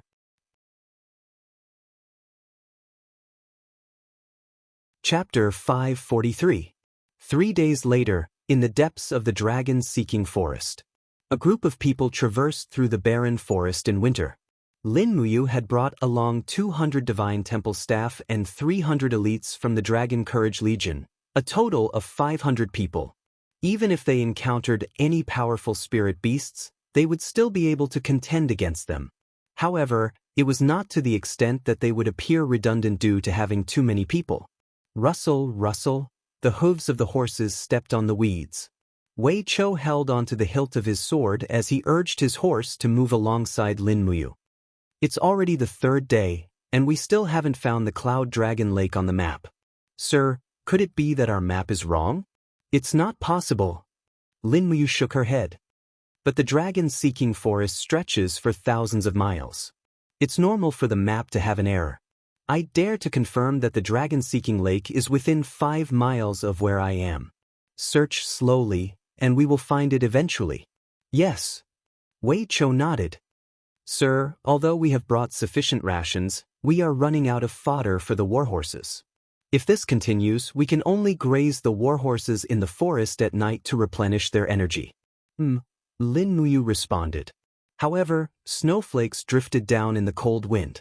Due to the low temperature, the snowflakes did not melt for a long time on her robes. Lin Muyu sighed and said helplessly, It's going to snow again. I hope the snow isn't too heavy this time, or else it will be troublesome if the mountain is sealed off by the heavy snow. Yes. Wei Chou looked around and said, Men, release the swift wolves and find the location of the Cloud Dragon Lake. A few of the temple staff members who had tamed the swift wolves nodded their heads and whistled. Immediately, the swift wolves turned into gray traces and disappeared into the forest. Wei Chou looked around cautiously and said, Everyone, be on your guard. An extremely powerful spirit beast could appear here at any time. Don't be careless and lose your life here. Yes, Deputy Commander. Lin Muyu focused her mind and suddenly grasped the hilt of her sword with one hand. She ordered, Everyone, spread out. Something is coming. Everyone started to scatter, while Lin Muyu leapt off her Snowstrider warhorse's back. She stepped on her domain cyclone and paused for a moment in the air. The spirit pulse technique clearly showed that there was a powerful energy rushing towards them. It was underground, and everyone could faintly feel the ground trembling, as if an earthquake was about to happen. Be careful. Wei Chou took out the demon-devouring bow and knocked a white diamond arrow on the bowstring. Lin Muyu opened her left hand in the air and released her 5 fingers. A golden light shone brightly and she shouted, Come out, you evil creature. Buzz, buzz, buzz. Golden light soared into the sky as the 7 luminaries' celestial gourd activated its profound energy. Golden gourd vines rolled around underground, and in the next moment, a huge dragon snake rolled out of the ground. It was a 10,000-year-old earth-drilling dragon snake with 10 golden patterns. The dragon snake's head was bound by the gourd vines, and poisonous thorns pierced into its scales, causing it to bleed profusely. The earth-drilling dragon snake originally wanted to ambush the human army and feast on them. It also wanted to prepare for the lack of food in the coming winter and spring. However, it did not expect to encounter a killing god like Lin Muyu. It was destined that it would not be able to return. The dragon serpent roared angrily and suddenly opened its mouth to spit out a mouthful of flames towards the dozens of people from the holy temple in the distance. These people from the holy temple all had unique skills. Their true qi and do qi shone brightly, and their martial spirits emerged from their bodies. They were about to enter a defensive state, but with their strength, they might not be able to withstand the breath of the dragon serpent. Bang! Lin Muyu landed heavily on the ground and opened her left hand. The golden dragon blood shield flew up and blocked the breath of the dragon serpent. Without waiting for the dragon serpent to resist, Lin Muyu pounced forward and unsheathed the star's sword. Her two martial spirits fused instantly, and the huge treasure sword shone brightly as it slashed at the head of the dragon serpent. The dragon serpent's protective spiritual energy was instantly shattered. In the next moment, Lin Muyu's simple and clean slash directly chopped off the head of the dragon serpent. The remaining half of the dragon serpent's body twisted crazily in the soil, and the upper half was spewing out blood. It twisted violently, but it was only a matter of time before it died. Wei Chou and Bai Yin looked at each other. They knew that Lin Muyu was powerful, but they did not know that the commander of the Dragon Courage Legion could kill a 10,000-year-old spirit beast in one move. Ding! The star's sword was unsheathed, and Lin Muyu walked forward. She opened her palm slightly, and the exposed spirit stones of the dragon serpent were sucked into her palm. The flames washed away the snake's blood, and she casually threw the spirit stones into her universe bag. Lin Muyu smiled and said, "The earth-drilling dragon serpent is of the fire attribute, so its meat is not bad. Cut a piece of the dragon serpent's meat and bring it with you to cook at night. It can keep you warm." Everyone nodded and pulled out their weapons. In the blink of an eye, the upper half of the dragon serpent's body was reduced to a pile of bones. At this time, Lin Muyu suddenly became vigilant. She couldn't help but whisper, "Be careful, something is coming." Everyone get off your horses and form a circle with the horses in the middle. Prepare to face the enemy with the universe tactics. Yes.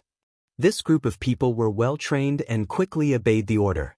In the blink of an eye, the 500 people formed a small universe tactics formation in the open space of the forest. Shields, blades, and swords faced the outside. The archers retreated to the back, and the horses were protected in the middle. Everyone had a vigilant look on their faces. Wolf howls could be heard. As night fell, the most terrifying wolf pack in the dragon-seeking forest seemed to have come out to hunt. Swift wolf pack. Wei Chou gritted his teeth and said. Bai Yin squinted his eyes and said, "A swift wolf pack 800 miles deep in the dragon-seeking forest. Interesting. Perhaps there is already a 10,000-year-old wolf king as the leader?" You jinx. Wei Chou looked into the distance and saw a pack of swift wolves surging out of the forest. As expected, a wolf king with a total of 12 golden patterns on its head glared at the people in the forest. It bared its teeth, and a stream of mucus flowed down its teeth. This was actually a 12,000-year-old wolf king. Wind attribute spiritual stone, not bad. Lin Muyu thought differently from the rest. Wei Chou groaned inwardly and said, "Madam, this pack of swift wolves is probably more terrifying than any pack of swift wolves we have encountered before. The alpha wolf is 12,000 years old, while the second wolf and third wolf are 9,000 years old and 8,000 years old respectively. Most of the wolves have a lifespan of 5,000 years and above. This is too terrifying." Immediately, a gold star instructor from the Sanctum in the Universe Tactics formation shuddered. He looked at Lin Muyu and said, "Great Deacon, I'm afraid this pack of wolves is the legendary Wolf Emperor pack." Wolf Emperor pack? Lin Muyu was stunned. What does Wolf Emperor pack mean? I've only heard of weasels. The gold star instructor complained incessantly, The Wolf Emperor pack has existed in the history books for as long as 500 years. This pack of wolves is the fiercest and strongest pack of swift wolves in the entire dragon-seeking forest. This pack of wolves has always bullied the weak, and as long as they appear, they will appear as a pack. Over the past 500 years, at least 10 or more sanctuary powerhouses of the Empire have died under the sharp claws of this Wolf Emperor pack. Even sanctuary powerhouses are no match for this pack of wolves. Yes, this pack of wolves is very cunning. If they can win, they will fight. If they can't, they will leave. Under the wheel tactic, many sanctuary powerhouses have become delicious meals in their mouths. Fortunately, we have more people. Lin Muyu pulled out the star sword again and said, "Prepare for battle. Prepare the white diamond arrows. Once we enter the shooting range, start shooting. I want to kill more than 100 of them before the wolves arrive." Snowflakes rustled and fell on everyone. In the distance, there was a rustling sound, and a dense pack of wolves emerged. Their lifespans ranged from 2,000 to 10,000 years. The sky darkened in the blink of an eye, and the pack of wolves roared and pounced on them. Swoosh! Wei Chao's arrow flew out and directly pierced through the throat of a 4,100-year-old swift wolf. With an "ao-ao" sound, the swift wolf fell to the ground and rolled far away, immediately dying. Good archery! Bai Yin could not help but smile. He immediately raised his hand and shot an arrow. The arrow disappeared into the forest. Bai Yin's archery skills were obviously not comparable to the art of stealing. Lin Muyu saw this and was determined to get her hands on the spirit stones of the leader wolf, the second wolf, and the third wolf. It was rare to see a wind elemental spirit stone with a long lifespan. Once a wind elemental spirit stone was refined, it could greatly increase the speed of a sharp blade. It was extremely rare. The chieftain wolf roared. Its chest had been hit by 2 arrows from Wei Chou, and it was already bleeding. However, its vitality was very strong, and it still pounced on them. It opened its huge mouth, and a storm descended along with it. Oh no! Wei Chou turned pale with fright. However, Lin Muyu was much calmer. Her figure dashed forward like a bolt of lightning, and a circle of golden gourd walls surrounded her, protecting her body perfectly. The star's sword slashed down from the sky, and 5 mountains descend from the heavens appeared. Boom! The powerful astral energy dispersed the storm formed by the Wolf King. The star's sword landed directly on the Wolf King's head, and with a "kacha" sound, the skull was cut open. Woo! The Wolf King howled miserably. Who would have thought that there would be such a powerful expert in this group of people? Its body fell to the ground under the power of the 5 mountains descend. With a miserable howl, it actually wanted to run away with its tail between its legs. Want to run? Ha! Lin Muyu laughed heartily and stomped on the ground. Pung, pung, pung, 3 gourd vines broke out from the ground and surrounded the Wolf King.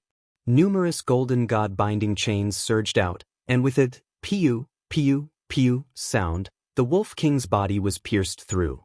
In an instant, fresh blood flowed out, and the Wolf King that roamed the depths of the dragon-seeking forest died on the spot. Ao, ao, the Wolf King howled, and its eyes were filled with ferocity.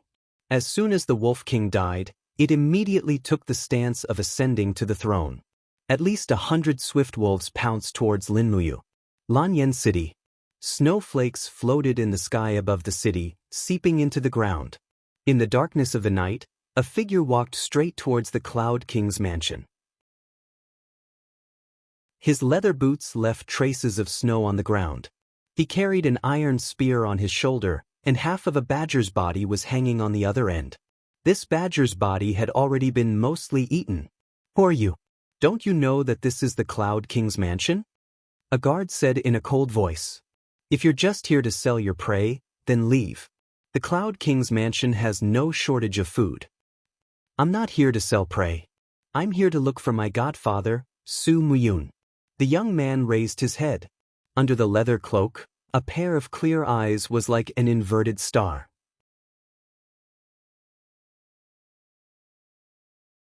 Chapter 544. Su Jun had been the captain of the Su Residence's guards for 7 years. He was well versed in martial arts and had reached the second level of the Heaven Realm last year. Although his cultivation was not on par with the people in the Holy Temple and Zetian Palace, he was second to none in the Seven Seas Palace. His fists were extremely powerful, and he had once killed a 500-kilogram porcupine with one punch.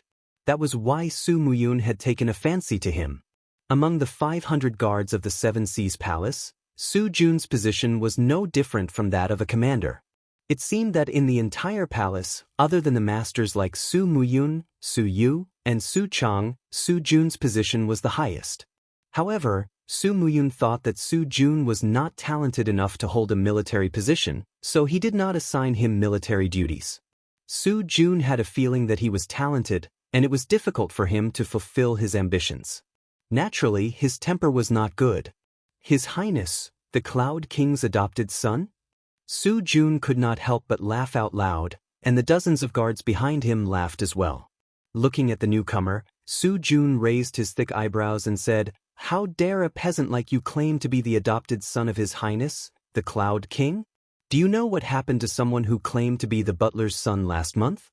He was beaten so badly that his front teeth fell out. Boy, do you want to try my fist?" The young man looked straight into Su Jun's eyes and said, "If I challenge you and win, will I be allowed to see my adopted father, Su Muyun?" Su Jun's smile became even wider.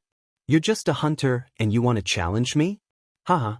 I'm afraid you're not strong enough. Forget it, it's rare that I, your grandfather, am in a good mood today. Then, let's have a few moves." Su Jun raised his hand and threw the sword in his hand to a guard behind him, and said, "All of you look carefully, see how your boss teaches this country bumpkin who doesn't know the immensity of heaven and earth. Go, sir." The group of guards raised their weapons and cheered loudly. Su Jun was unarmed. Both of his fists abruptly collided in front of his chest, and flames burst forth. He cultivated the law of fire, and with a ferocious punch, a fire wolf martial spirit appeared behind him, exuding an imposing aura. The young man couldn't help but smile. He raised his hand and threw the spear and the prey into the snow behind him, saying, "Since you're using fist techniques, then I'll use fist techniques to break you." "You're asking for a beating."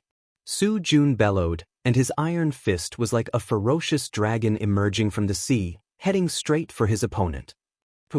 The flame drew a mark in the night sky. The strength of this punch was no less than 1,000 jin. It was not something an ordinary person could block. Moreover, the fist was surrounded by the fire wolf martial spirit's gale. Just a blow from the gale would be fatal.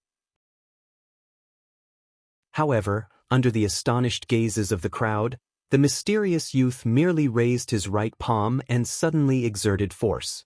Immediately, the roar of a dragon filled the air as a purple dragon spirit appeared behind him. His palm transformed into a dragon claw, and with a "pa" sound he grabbed Su Jun's fist. With a sudden twist of his wrist, Su Jun fell to the ground along with his fist. Before Su Jun could land on the ground, the mysterious youth flew forward and lightly kicked out. Bang! The captain of the Yunzhong Palace's imperial bodyguard was sent flying along the snow, crashing heavily onto the stone steps.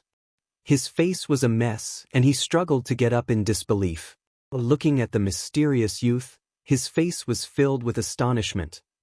"For you, I've already said, I'm Su Muyun's adopted son.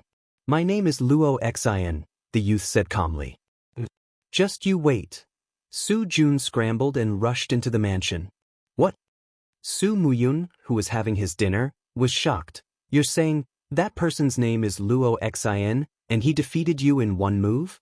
Su Jun covered the wound on his abdomen, and his face was filled with shame as he said, "Yes, he called himself Luo Xian, and said that he's your highness's adopted son, but I think he's just a hunter, and he used tricks to defeat me. Your highness, please don't be fooled by him." Su Muyun ignored him, and clapped his hands. "Luo Xian has become a talent. Luo Xian has finally become a talent." Su Yu, who was at the side, asked, "Father, who is Luo Xian?" "Ah Yu, do you remember 22 years ago when I led an army to attack the rebels in the Cloud Refining Mountain Range? At that time, I got lost in the Cloud Refining Mountain Range, and I met a child. After asking around, I found out that he was the descendant of Luo Tonghai, the meritorious founding minister, so I took him as my adopted son. That child has been cultivating in the mountains, and now he has finally become a talent. Quick, come with me to see this younger brother of yours that you've never met before. Yes. When Su Muyun and Su Yu arrived outside the palace, they saw Luo Xian standing alone in the snow. However, the snow that was flying in the air couldn't land on him, as it was pushed away by an invisible force. He was circulating his qi to ward off the cold. Su Muyun, who was dressed in a luxurious black robe embroidered with gold patterns, walked out with the help of Su Yu. He looked straight at Luo Xian and said excitedly, "Xian, you've finally grown up."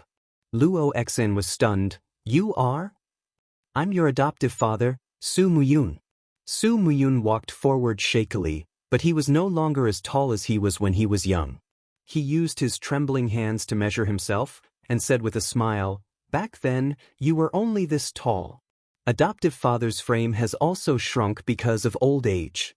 "Sigh, I've grown old." Luo Xian was extremely excited. She held onto Su Muyun's arms and said, "You're really my adoptive father, General Su Muyun?" "That's me." "How is your master?" "Master is about to ascend to the heavenly realm, so he sent me to assist him." "Oh, that's great." Luo Xian immediately knelt down and said, "Luo Xian greets adoptive father." "Good. Quickly get up." Su Muyun was so excited that his whole body trembled and said, "Xian, quickly come and meet your sister. Her name is Su Yu. From now on, you two can call each other brother and sister, right?" Luo Xian greets Sister Su Yu. "Good brother." Su Yu was beaming with joy. Ever since Su Qin died in battle, she hadn't had a brother for a long time. Now that the heavens had gifted her such a handsome and powerful brother, how could she not be happy? Su Muyun patted Luo Xian's shoulder, and his face was filled with a doting smile, and said, "Luo Xian, I heard that you defeated my guard captain, Su Jun. Is that true?" "Guard captain?" Luo Xian was stunned, and said with a smile, "Adoptive father, your guard captain is really weak." Su Jun was immediately embarrassed, but he couldn't refute it. Luo Xian's status was now completely above his, and the difference between a master and a servant was like heaven and earth. "Are you really that powerful?" Su Muyun smiled slightly and said, "Come, why don't you show your strength to adoptive father?" "All right, adoptive father, please take a few steps back." Su Yu supported Su Muyun and took a few steps back, letting Luo Xian stand alone in the open space in front of the mansion. After slowly closing his eyes, the snowflakes around Luo Xian moved without any wind and slowly rose up, spinning into a snowstorm. At the same time, Luo Xian's body surface was enshrouded with a fiery red do qi, which was the king's do qi of the Holy King realm. Hong! A dragon roared, and a bright purple divine dragon martial soul soared into the sky, circling around Luo Xian. For a moment, an invisible pressure fell, and the stone bricks in front of the mansion cracked, and a powerful destructive force was raging. Su Yu's small mouth opened wide and said, "King's do qi. He is actually a powerhouse of the Holy King level, my god." Su Muyun's face was full of joy and said, "Enough, Luo Xian, it's enough, adoptive father knows your strength." Luo Xian smiled slightly, and the surrounding cyclone disappeared in an instant, and the snowflakes fell to the ground, and said, "Adoptive father, is Luo Xian strong enough to be a general?" "Yes, I can be." Su Muyun beamed. "With a little more training, I can be the main general at the front lines." "Luo Xian, you haven't eaten yet, right? Quick, come in with me and your sister. Today is our family's first reunion meal." Luo Xian was moved, and tears welled up in his eyes. Since young, he had followed his master to cultivate alone. When he heard the word family, he felt like he was reborn. Yes, adoptive father. In the dragon-seeking forest, the attack of the wolf pack was getting more and more violent. Kacha! The star's sword flashed, and the second wolf was killed. The flames in Lin Muyu's palms spun rapidly, and she suddenly blasted the dark energy of the chaotic life on the third wolf. In the midst of the howling, the third wolf's body was actually split into two by the flames and was killed. At this point, the top 3 leaders of this wolf pack had been killed by Lin Muyu. Master, we can't hold on anymore. The wolf pack is getting more and more numerous. We will definitely lose if we keep defending. Wei Chou shouted from behind. That's right, the wolf pack did not only rely on strength, but also numbers. At this time, the forest in front was already densely packed with swift wolves, and at least 1,000 swift wolves were charging over. It's okay. Lin Muyu shook his palm and took out a shining wrist guard from his Jianquan bag. It was the Supreme Grade Earth Book Mystic Steel wrist guard that he used to win the championship in Iha country. An earthy yellow light soared into the sky, and the power of heaven and earth was instantly activated. In the next moment, countless flames poured down from the sky, as if the whole world was illuminated. This fiery red magma-like fire rain fell on the wolf pack, and its lethality and destructive power were extremely strong. Immediately, the wolf pack howled incessantly, and the area within a few hundred meters was turned into a sea of fire. Wolves were afraid of fire, and the Supreme Grade Earth Book's main purpose was to intimidate them. In the blink of an eye, the pack of swift wolves surrounding the Longdan army camp all ran away with their tails between their legs. Those who did not escape could only become sacrifices for the Supreme Grade Earth Book with the words, Fire God Apocalypse, written on it. Not long after, at least 200 swift wolves had been burned to death by the Supreme Grade Earth Book, and the smell of burnt meat was already wafting out. The fire rain had been burning for nearly 5 minutes, and it was starting to die down. Oh my God, Wei Chou, Bai Yin, and the rest finally recovered from the shock. Wei Chou said, Master, we can go look for the Cloud Dragon Lake now. Don't be in such a hurry. Lin Muyu laughed and pointed at the corpses of the swift wolves in front of him. Don't waste it, dig out all the spiritual stones of the swift wolves. I want them all, don't waste a single one. Yes. These were all the raw materials for the weapon embryo, how could they waste them? After all, Lin Ruoji was a good child who knew how to run a household.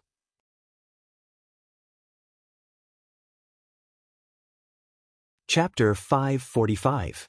Oh, while the group was moving, a swift wolf was limping towards them from afar. It was howling in pain, as though it was injured by something. Its neck had a special collar made by Temple. It was a swift wolf that was tamed by Temple. Little Gray, come here. A young staff member hurriedly got off his horse and hugged the swift wolf affectionately. The swift wolf whimpered in its master's ear for a while, as if it had been wronged. Not long after, the staff member turned to Lin Muyu and cupped his fists. Reporting to Commander, this subordinate swift wolf has found the Cloud Dragon Lake. It's about 7 kilometers north of us, but there are many bloodthirsty tigers living around the lake, so we need to be careful. Understood. Lin Muyu looked at the swift wolf's injuries. Its hind legs were covered in blood, so it must have been injured by the bloodthirsty tiger. However, the bloodthirsty tiger had not been able to kill the swift wolf that had been scouting ahead. This meant that the bloodthirsty tiger was not that strong, at most about 10,000 years old. Turn north. Everyone be careful. Do not let your weapons leave your hands. Yes, Commander.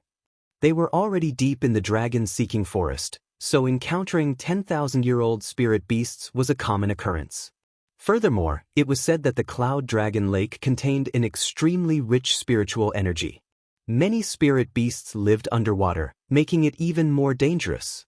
Looking at the drifting snow and the dark night, Wei Chou cupped his fists. My lord, our vision is already very blurry. Perhaps we should set up camp here tonight and search for the Cloud Dragon Lake tomorrow morning. We will be at a disadvantage if we fight the bloodthirsty tigers at night. That's fine. Set up camp. Wei Chou waved his arm, and everyone dismounted from their horses, set up tents, and started a fire to cook. In fact, many of them could no longer endure the bitter cold of the wilderness. If they were to starve, not many of them would be able to keep their spirits up. Lin Muyu cooked a pot of swanee meat for herself and Wei Chou and ate it. Then she used the clear heart incantation to remove the heat poison for Wei Chou. She then sat cross-legged in the tent and operated the forging dragon bone remnant scroll. She tempered the dou qi in her meridians and the strength of her qi si. Wei Chou cultivated for a while at the side. Looking at the faintly discernible dou qi flames around Lin Muyu, he couldn't help but say, when Lord Commander first came to Lanyan City, she was only at the Earth Realm. In just a few years, she actually stepped into the second layer of Sage Realm. She really is a peerless genius. Lin Muyu couldn't help but smile. If you have something to say, just say it, you brat. Wei Chou smiled awkwardly, cupped his fists, and respectfully said, Wei Chou has no great ambitions, but I also hope to cultivate to the same level as Lord Commander. I want to serve the Empire loyally. However, because of my status, Wei Chou doesn't dare to overstep my authority. So, I ask for Lord Commander's advice. Do you know why my cultivation speed is faster than others? This subordinate doesn't know, because of the Forging Dragon Bone Remnant Scroll. Forging Dragon Bone Remnant Scroll? Wei Chou was startled. That's right. Lin Muyu took a deep breath and patiently explained. Although the Forging Dragon Bone Remnant Scroll is only an incomplete scroll, the mental cultivation method can remold the blood vessels and continuously temper the Qi Si and the true Qi and Dou Qi in the Qi Si. It can expand the capacity of the Qi Si, increase the cultivation realm, and cleanse the marrow. It can make one's cultivation completely new. However, the requirements are very high. What requirements? Wei Chou asked.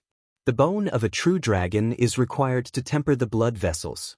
Lin Muyu frowned, thinking back to the pain of assimilating the piece of true dragon bone Qin Yin had given her.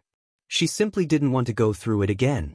She raised her head to look at Wei Chou's ardent eyes, and couldn't help but smile, saying, logically speaking, the Forging Dragon Bone Remnant Scroll is not something ordinary people can cultivate, but I've been cultivating it for so many years, and have a different understanding of this mental cultivation method. I'm currently trying to rewrite the first and second volumes of the Forging Dragon Bone Remnant Scroll so that ordinary people can also cultivate it. Not to mention remold the blood vessels, but at least cleanse the marrow is not a problem, and it can also greatly increase the speed of cultivation. Wei Chou was overjoyed, saying, Milord, can you teach it to Wei Chou? Lin Muyu couldn't help but smile, patting his shoulder, saying, You, Xin Shui, Feng Shi, and the others are all people closest to me. Naturally, I will teach it to you. Don't worry, perhaps in the future, the Forging Dragon Bone Remnant Scroll will become a common mental cultivation method for the martial artists of the Empire. That's great, this subordinate thanks the general in advance. Wei Chou was especially excited, his heart filled with wild joy. If it really was as Lin Muyu said, then there was hope for him to step into the Saint Realm, and even if he cultivated bitterly for the rest of his life, he might be able to step into the legendary Divine Realm. Those ancient legends couldn't compare to might be his, and this was the dream of every martial cultivator. That night, Lin Muyu wrote down an improved and simplified version of the Forging Dragon Bone Remnant Scroll on the parchment, but she didn't seem very satisfied and needed to slowly improve it. So she didn't give it to Wei Chou, hugging the parchment in her bosom and going to sleep. Of course, at this moment, Lin Muyu would never have thought that a simple thought of hers would make him a grandmaster of this generation on this continent, an existence on the level of martial god that everyone praised. The next morning, when he woke up early, the snow had yet to stop, and there was a vast expanse of whiteness everywhere. Wei Chou had already cooked meat soup outside the tent. He brought a bowl in and said with a smile, Commander, it's time for breakfast. Lin Muyu chewed his teeth, brushed his teeth, and washed his face with the water that melted from the snow. He only felt that his face was cold. Good heavens, using ice water to wash his face in the cold winter was really a severe test for his skin. When he walked out of the tent, he only felt that the layer of frost on his face was falling off piece by piece. The weather was really too cold. Outside, a group of soldiers from the Longdan army camp and the staff of the Divine Sanctum were shivering, their faces pale. Wei Chou said, Sir, the temperature today is at least 10 degrees lower than yesterday. Looking at the weather, it's likely that the dragon forest will be sealed off by the heavy snow.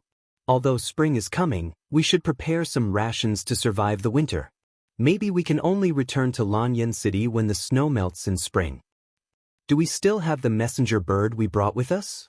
Yes, send a letter to His Highness.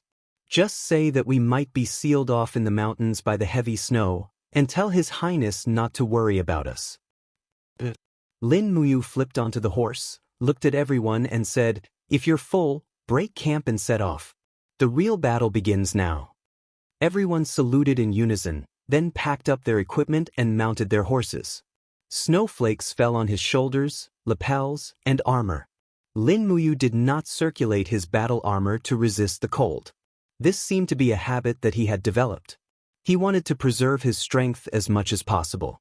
In a place like the Dragon Forest, no one knew what would happen in the next moment. Even though Lin Muyu had the Spirit Meridian technique, he did not dare to be too careless. The group traveled through the forest and mountain ranges. It had only been snowing for a day and a night, but the snow was already 40 centimeters deep. If it continued to snow for another 4 or 5 days, the snow would most likely reach a depth of 2 meters. Normal people would not be able to traverse through the snow, and the entire forest would also be covered in snow. That would be the legendary snow-sealing mountain. Lin Muyu's heart was pounding as she looked at the vast expanse of white snow. It appeared that she really would not be able to find the flaming black tortoise. In such frigid weather, the tortoises had most likely already gone into hibernation in their caves, right? After traveling for around 4 to 5 kilometers, a tiger's roar rang out in the distance. Sure enough, it was a 9,200-year-old bloodthirsty tiger with fiery red fur all over its body. Flames were swirling around its paws, and it was lying on top of a massive rock on the mountain range. It was glaring at Lin Muyu and the others from afar, looking as if it were going to pounce down at any moment. "They're finally here." A faint smile appeared on Lin Muyu's face. Wei Chou cupped his fists and said, "Milord, leave this bloodthirsty tiger to us. We can't let Milord fight all the time, or else we'll become useless people." "Alright, but you guys have to be careful." "Don't worry, Milord." Wei Chou nodded with a smile, then looked at Bai Yin and said, "Take our men and get ready to go." "Alright." The two of them led a few dozen men and charged forward along the mountain path. Wei Chou held his longbow and pulled back the bowstring. His martial soul began to glow, and the arrowhead of the white drill arrow actually let out a buzzing sound. This was the vibration technique that Wei Chou had learned. By infusing his martial soul into the arrow would spiral and shoot, greatly increasing the destructive power of the arrowhead. Wei Chou had once pierced through the bodies of 3 armor demons with a single arrow. His arm strength and archery skills were not just for show. It was also because of his unparalleled archery skills that Wei Chou's position in the talented Longdan army camp had never fallen. With a sharp whistling sound, the arrow spun through the air. The bloodthirsty tiger couldn't react in time and let out a roar as the arrow pierced through its astral energy barrier, piercing its left eye and causing blood to spurt out. In its rage, the bloodthirsty tiger ignored the pain and charged down the hill. Wei Chou shot another arrow, blinding the other eye as well. He shouted, "Bai Yin, it's your turn now." Bai Yin replied, "Don't worry." With that, Bai Yin silently used turtle breathing, and his aura magically disappeared from the range of Lin Muyu's spirit pulse technique. The bloodthirsty tiger had been blinded, so it could only rely on its opponent's aura to attack. However, Bai Yin's aura had completely disappeared under turtle breathing, leaving no trace behind. "Noisy!" Wei Chou shouted. A dozen of the Longdan army camp's elite soldiers drew their weapons and struck them against their shields. The noise made it even more difficult for the bloodthirsty tiger to determine Bai Yin's position. Clang! The moment he unsheathed his sword, Bai Yin stabbed it into the bloodthirsty tiger's jaw. However, he didn't even have time to draw his sword. The bloodthirsty tiger roared and opened its mouth, spitting out a mouthful of flames. Bai Yin's movement technique was simply too fast. His entire body was like a loach as he slid across the snow. In the distance, Wei Chou shot out 3 more arrows, each one piercing into the bloodthirsty tiger's vitals. This bloodthirsty tiger, which was almost 10,000 years old, was originally a tyrant in this territory. However, under the attacks of these cunning humans, it was unable to retaliate at all. Bai Yin retreat. The corner of Wei Chao's mouth curled up. Just wait until it bleeds to death. Russell, Bai Yin didn't reply, and Taksha left. Not long after, the bloodthirsty tiger unleashed a barrage of flames, but it was unable to kill anyone. Finally, it let out a miserable howl and fell to the ground. Fresh blood seeped into the snow. It had died a humiliating death.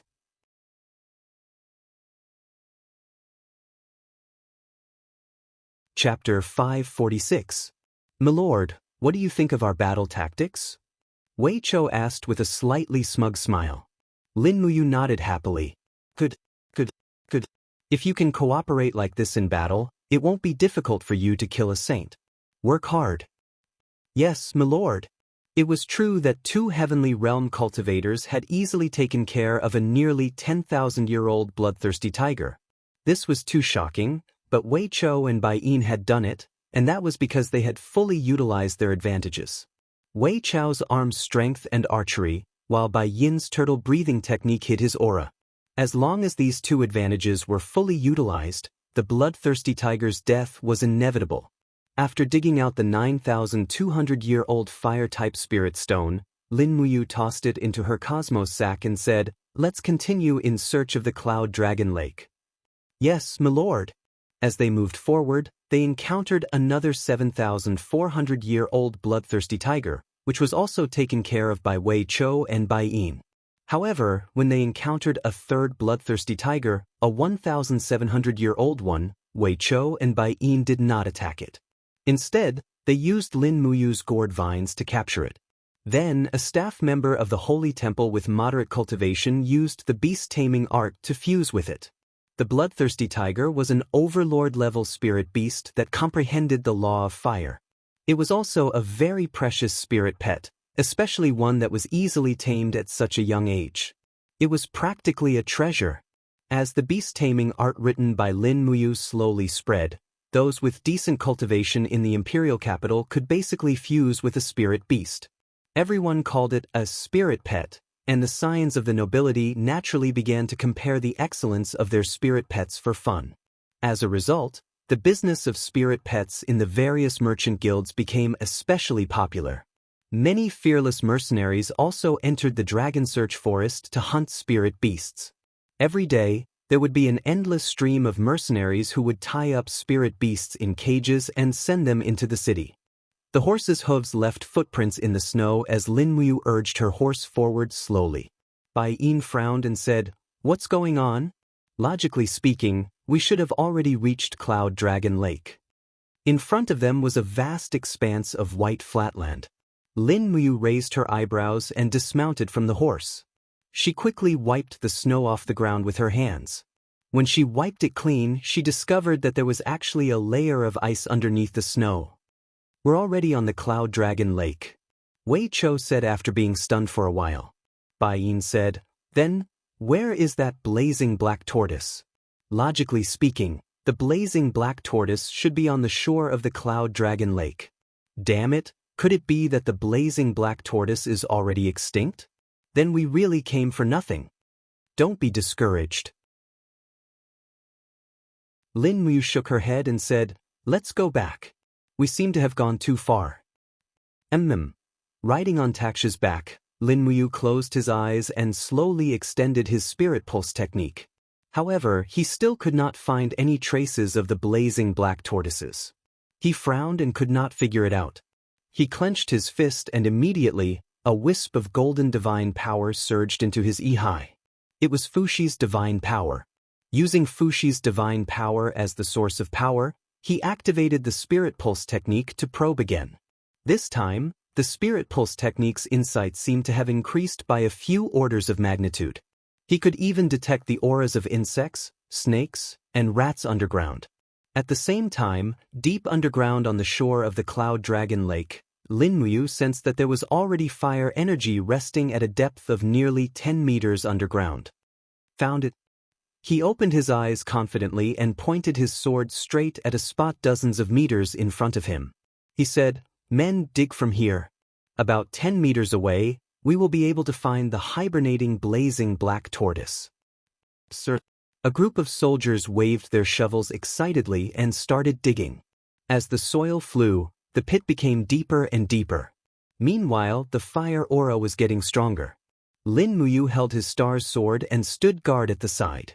He could not let the soldiers who were digging the pit suffer any losses. After waiting for a while, there was a sudden clang. A soldier's shovel broke into two. It seemed like he had dug up something very hard. It was something that could break steel. It was extraordinarily hard. Be careful. Move away, Lin Muyu said loudly. Yes. Everyone picked up their shovels and climbed out of the pit.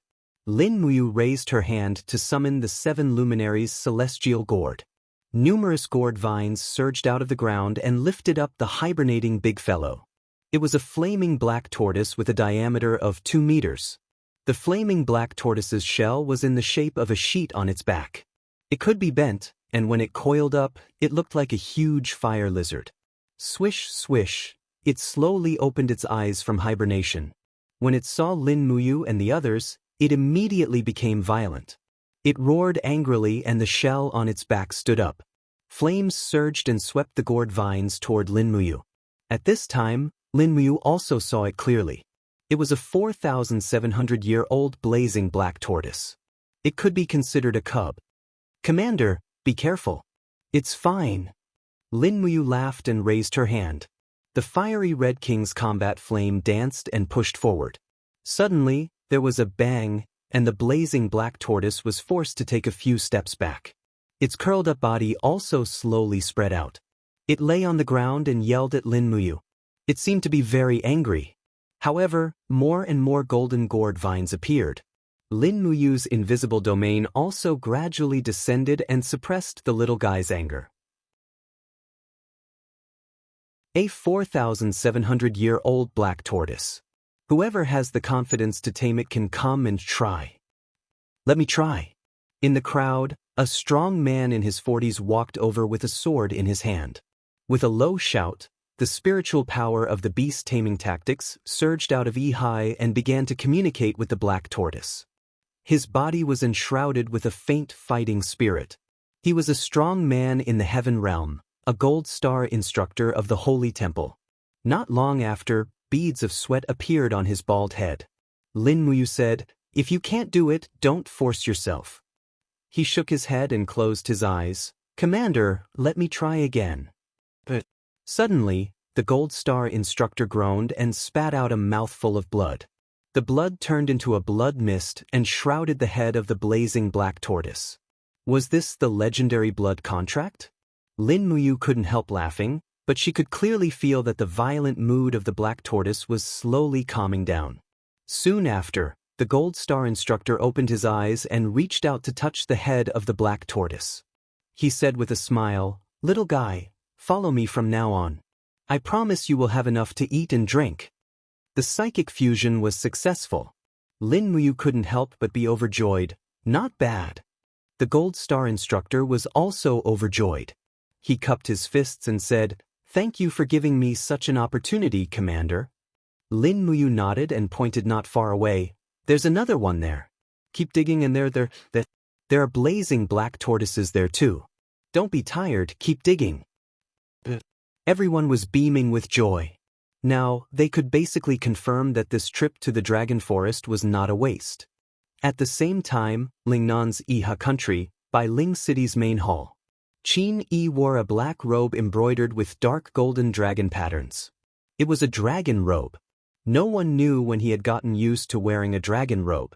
Long Qianlin, Jiyao, Qin Huan, and the other generals stood on both sides. The civil and military officials were extremely respectful. Qin Yi slowly raised his arm and said with a smile, "Come, invite the fire dance deity king for an audience." The eunuch outside the hall said loudly, "Commander invites the fire dance deity king into the hall." However, there was no sound from outside. Instead, a crack in the air in the hall was torn open by a purple light.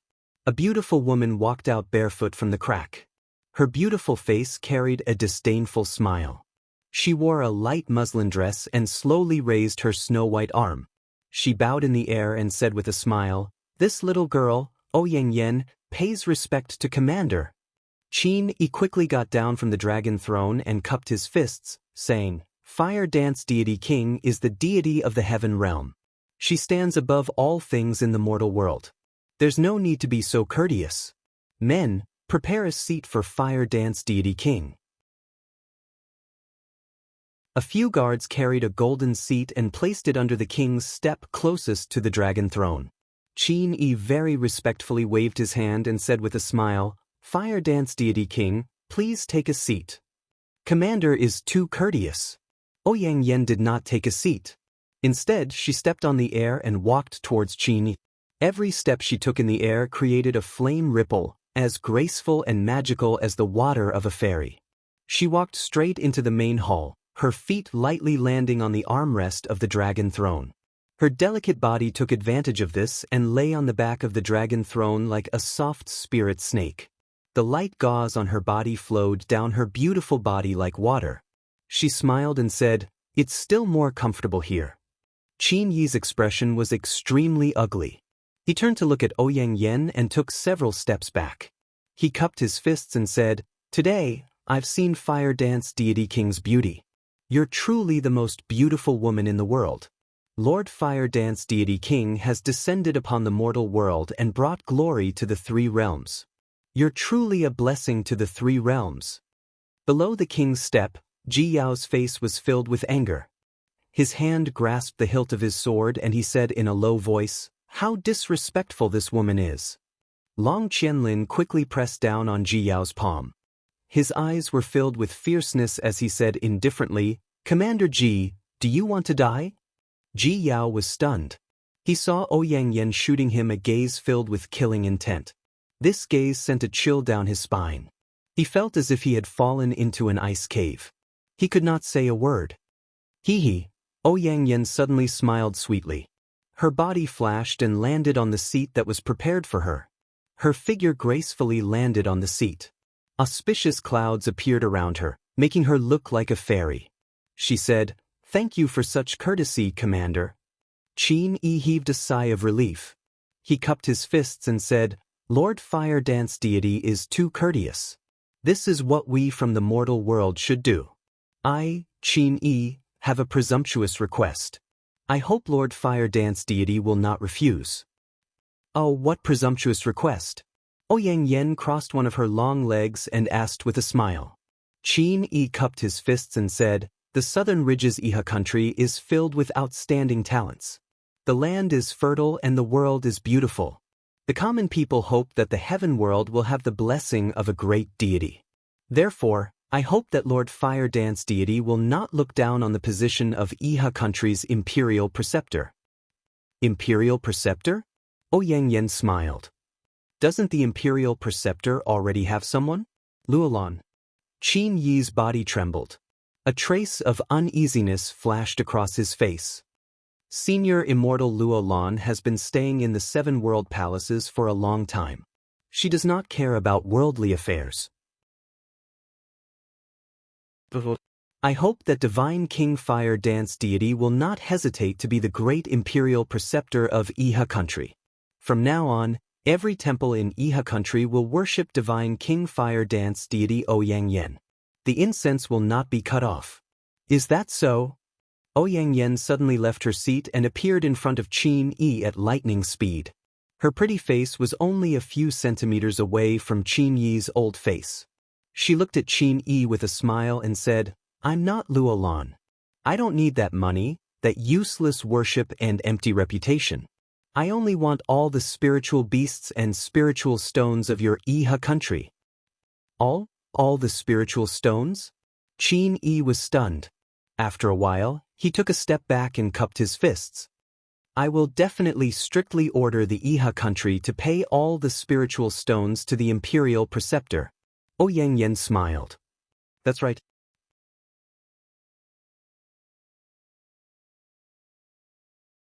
Chapter 547. The Heaven Gorge was a huge gorge that stretched for thousands of miles. White clouds lingered in the depths of the gorge. Although it was winter, it was full of spring. Hundreds of flowers bloomed, creating a beautiful scene. Between two huge mountain ranges, a majestic city stood in the middle of the mountains. The city was built with white jade bricks, looking solemn and solemn.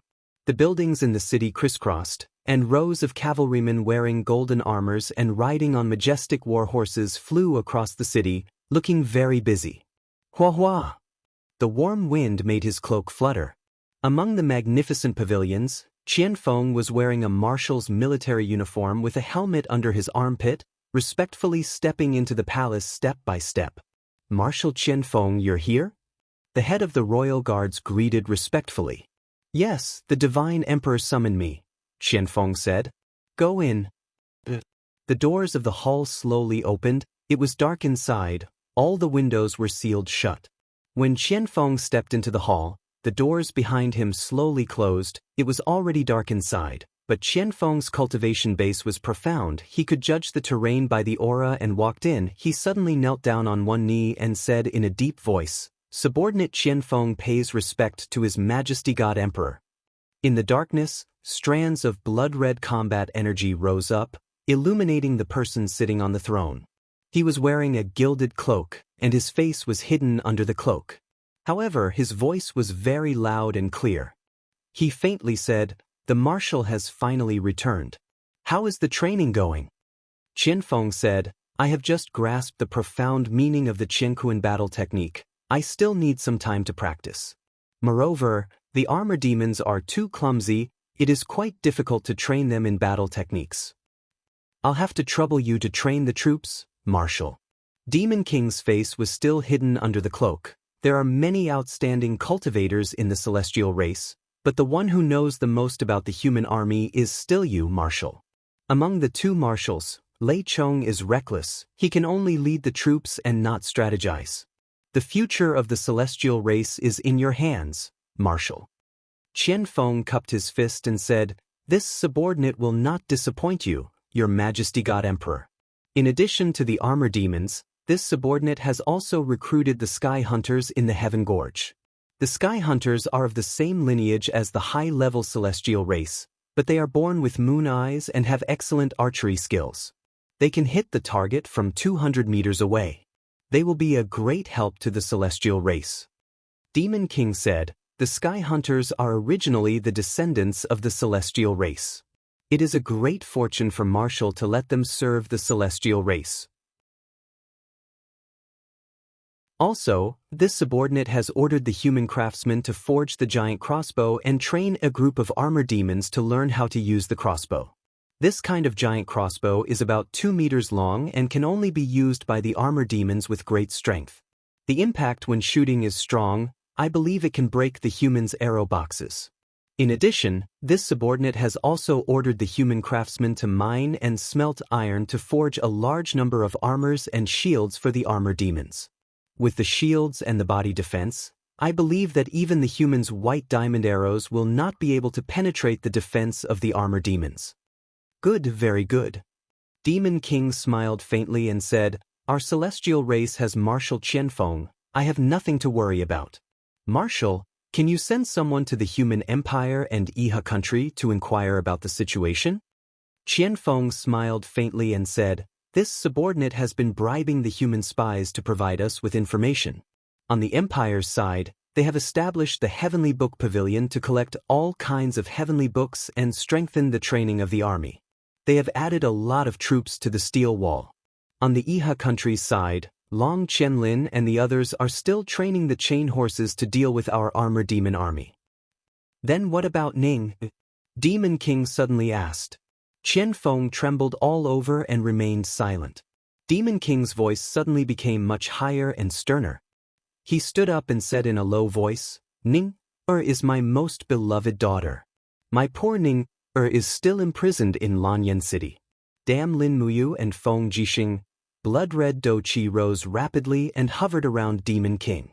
8 blood-red vortexes slowly rotated around Demon King. A strong aura descended on the entire hall. Suddenly, Qianfeng was so oppressed that he almost couldn't breathe. Cold sweat poured down his body and his body trembled slightly. He knelt on the ground and begged for mercy with a pale face. Your Majesty, Only then did Demon King realize that he had lost control of his emotions and immediately sat back on the throne. He withdrew all his aura and looked like an old man sitting in the dark.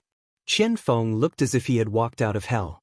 He looked at Demon King while panting and said, "Your Majesty has already stepped into the level of an 8-star demon master. I'm afraid you are already invincible in the world." Invincible in the world? Demon King couldn't help but smile and said, "If I was really invincible, I would have gone to Lanyan City to save my Ning. With my current strength, I don't have the confidence to defeat Qin Han, who has dual martial souls. I still need some time to continue cultivating. Marshal Qianfeng, you can go now. Remember to send more troops to confront the steel wall and pressure the Qin Empire. Otherwise, they will neglect my Ning." "Yes, Your Majesty." "Oh yes, go and take a look at the nest. I believe you will like the new species in the nest." Qianfeng was startled. He cupped his fists and said, "Yes, I will go and take a look now. But I need to rest for a while. Remember to visit Jing more often. She's your fiancée. Don't neglect her." "Yes."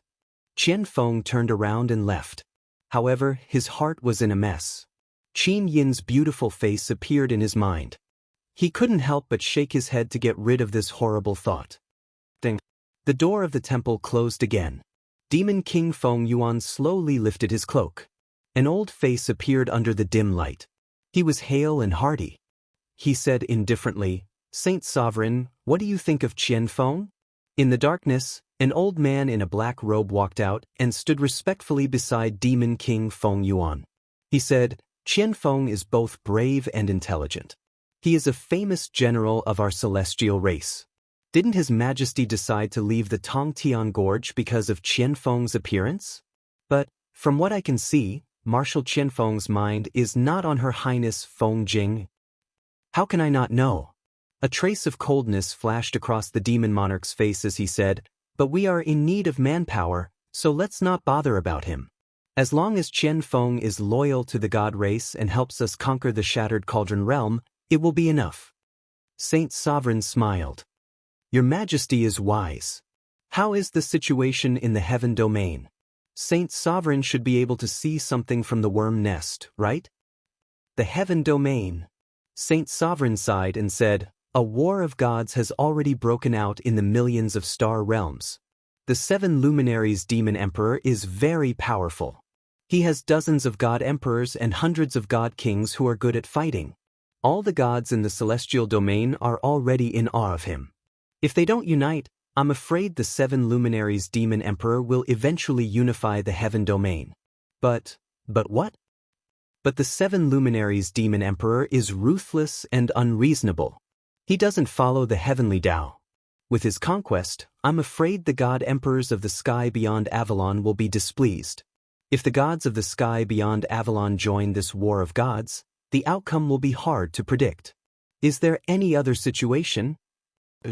Saint Sovereign said respectfully, "In the war of gods a few months ago, the dancing flame god king, Ouyang Yen, was defeated. Her godhead was stolen and she fell to the lower realm with a broken body. Coincidentally, she landed in the Shattered Cauldron world and became a crippled god who lost her godhead. However, her strength is still not to be underestimated. When she was in the heaven domain, her cultivation was already very close to the god emperor realm. Now, in the Shattered Cauldron world, even without a godhead, she can still intimidate everyone." Demon King Feng Yuan squinted his eyes and asked with a smile, "How is Ouyang Yan's current strength compared to Saint Sovereign's?" Saint Sovereign smiled. "Within 100 moves, I can kill Ouyang Yan."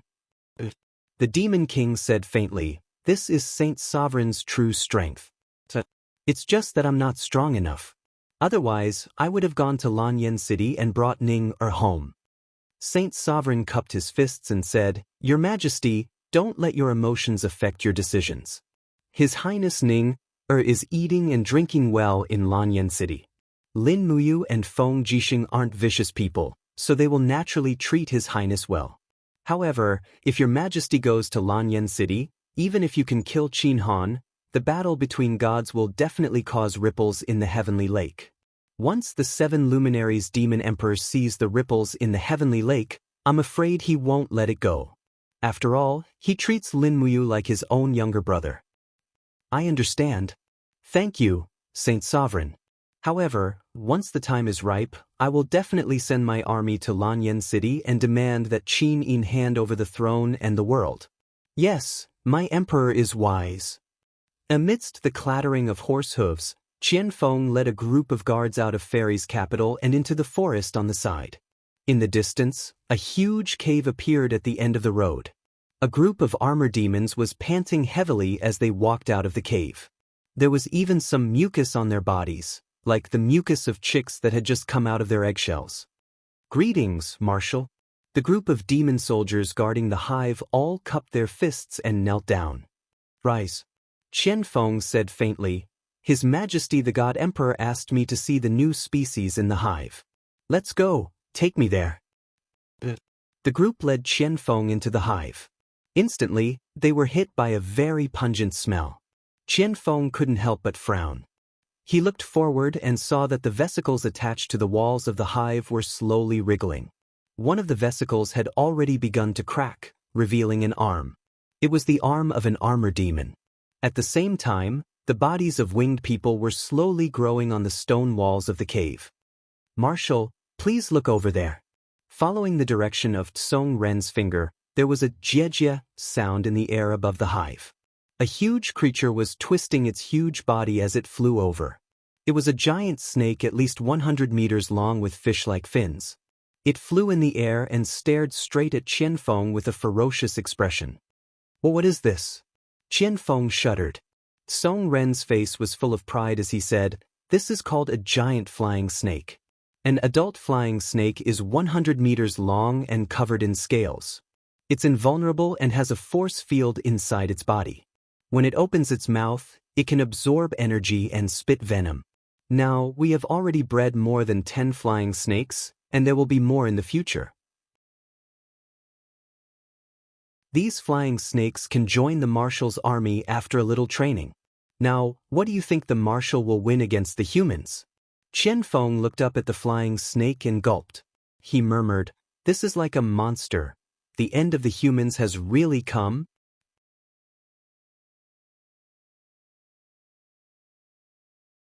Chapter 548. Phew!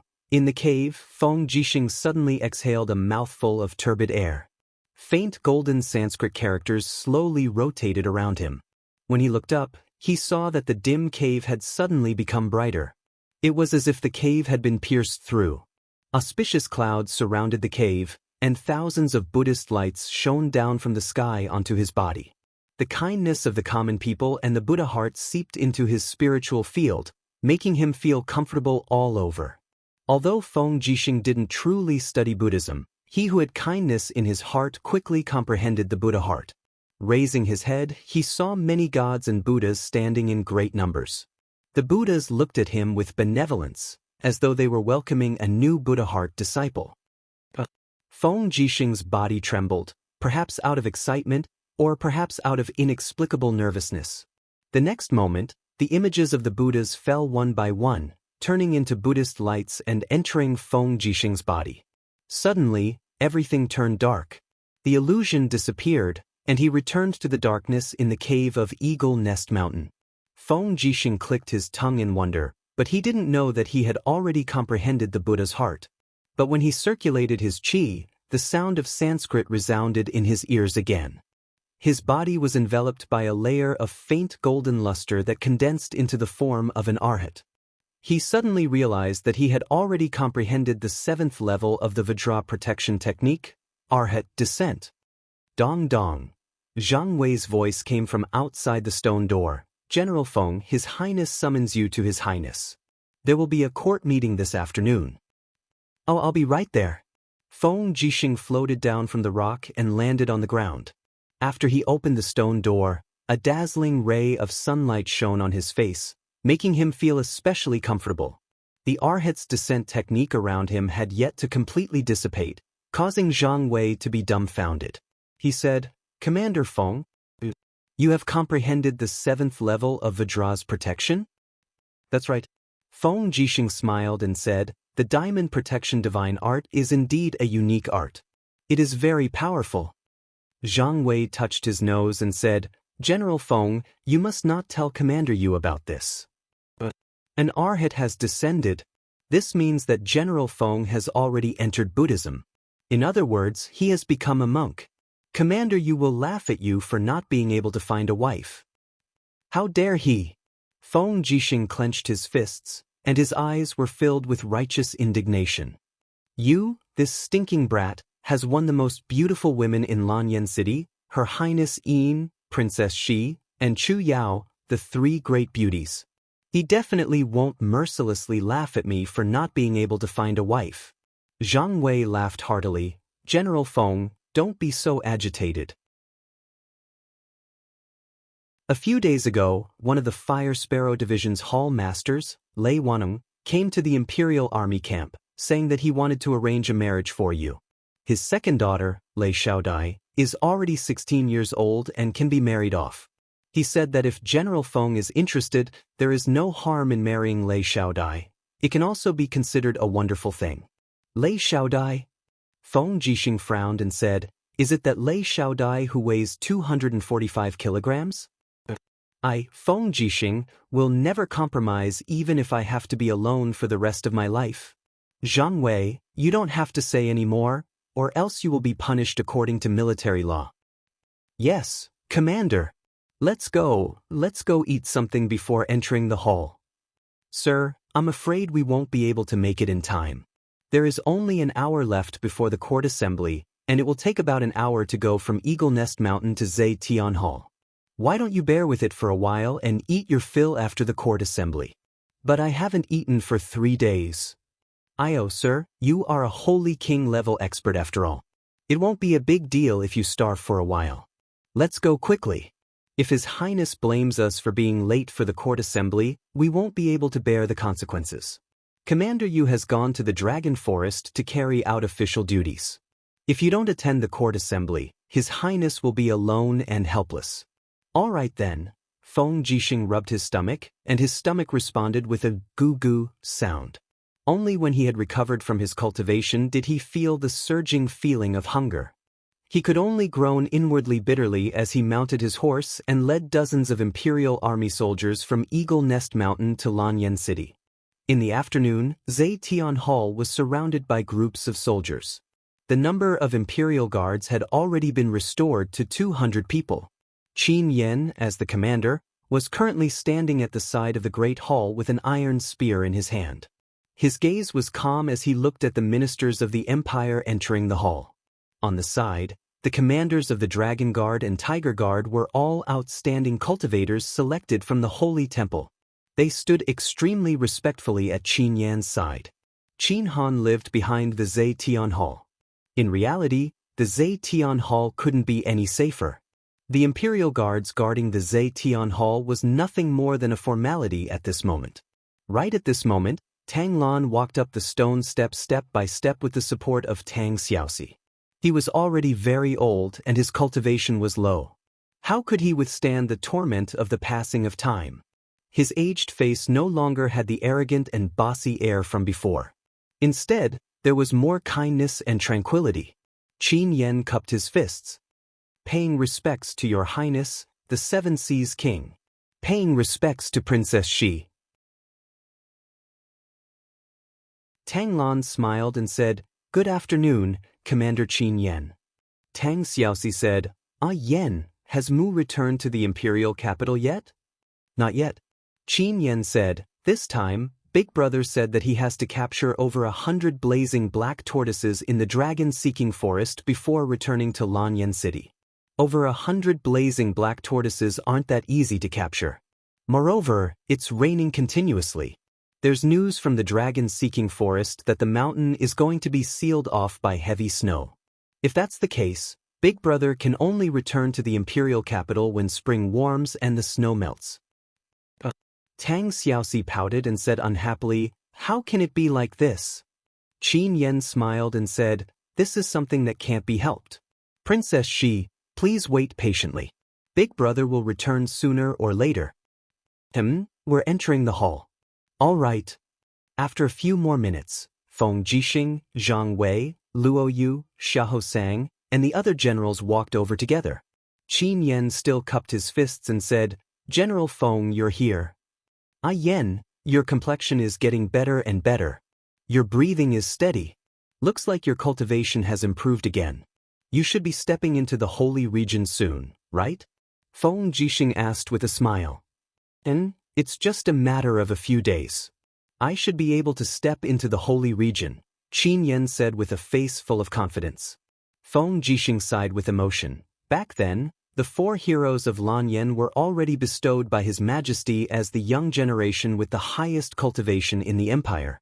Looking at it now, Yan has entered the holy region at the age of 21, even younger than that brat Yu. Truly, the new generation surpasses the old. Qin Yan smiled slightly and said, "What are you saying, General Feng? We're all serving the empire. Moreover, the path of cultivation is endless. Who knows, I might be stuck at a certain realm for tens of years one day. On the other hand, General Feng's beer is full. You should have achieved some success in your cultivation, right?" "Not bad, just hanging around." Feng Jixing patted his shoulder and said with a smile, "Then we're going in." Rumble. Right at this moment, his stomach protested again. Qin Yan was stunned. "What's this sound?" Feng Jixing had an awkward expression. I came in a hurry and didn't have lunch. Hopefully, the afternoon court meeting can start a little faster." Go on. If General Feng doesn't mind, I'll get the palace maids to prepare some hearts and send them over to you. No, you can't be special." As he spoke, Feng Jixing brought the 3 deputy commanders and stepped into the main hall. At this moment, almost everyone had arrived. Instead, Su Muyun arrived a little later with the help of Su Yu. Furthermore, there was a young man with an extraordinary appearance following behind him. He was wearing a green soft armor and was holding onto a metal spear that looked like it was made by nature. Qin Yan immediately extended his hand to stop him and said, "Your Highness, this is?"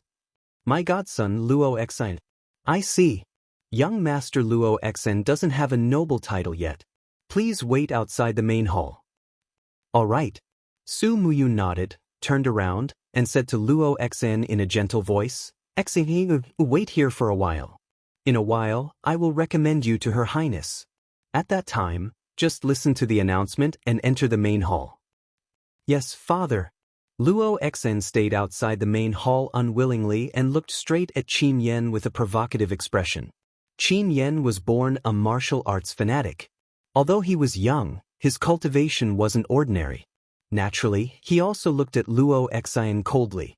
However, Luo Xen didn't circulate his force, so Qin Yan couldn't see that this kid in front of him had the strength of a holy king. In the main hall, a group of officials stood in great numbers. Qin Yan was wearing an exquisite pale gold long dress. Her long hair was coiled up and strung together with a beast bone hairpin. This was bought by Lin Muyu when she and Lin Muyu were training in the White Leaves Forest. Although this beast bone hairpin was only worth 2 copper coins, to Qin Yan, it was especially meaningful. It was even more precious than those priceless jade hairpins on the Empress's dressing table. She walked gracefully to the front of the throne, dragging a graceful and luxurious golden robe behind her. Under the radiance of the radiance, the officials didn't dare to raise their heads to look at her.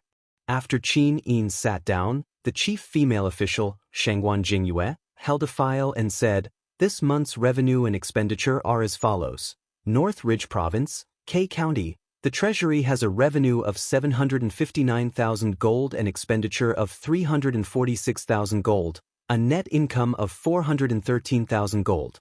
North Ridge Province, Zhouxi County, the Treasury has a revenue of 814,000 gold." All the officials listened attentively. After Shangguan Jingyue finished reporting the lengthy financial revenue, Qin Yan smiled and said, "Sirs, please report if there's anything. If there's nothing, the court is dismissed." Heavenly Book Pavilion Administrator Ji Lin immediately stepped out and cupped his fists and said, "Your Highness, Heavenly Book Pavilion is full of outstanding talents.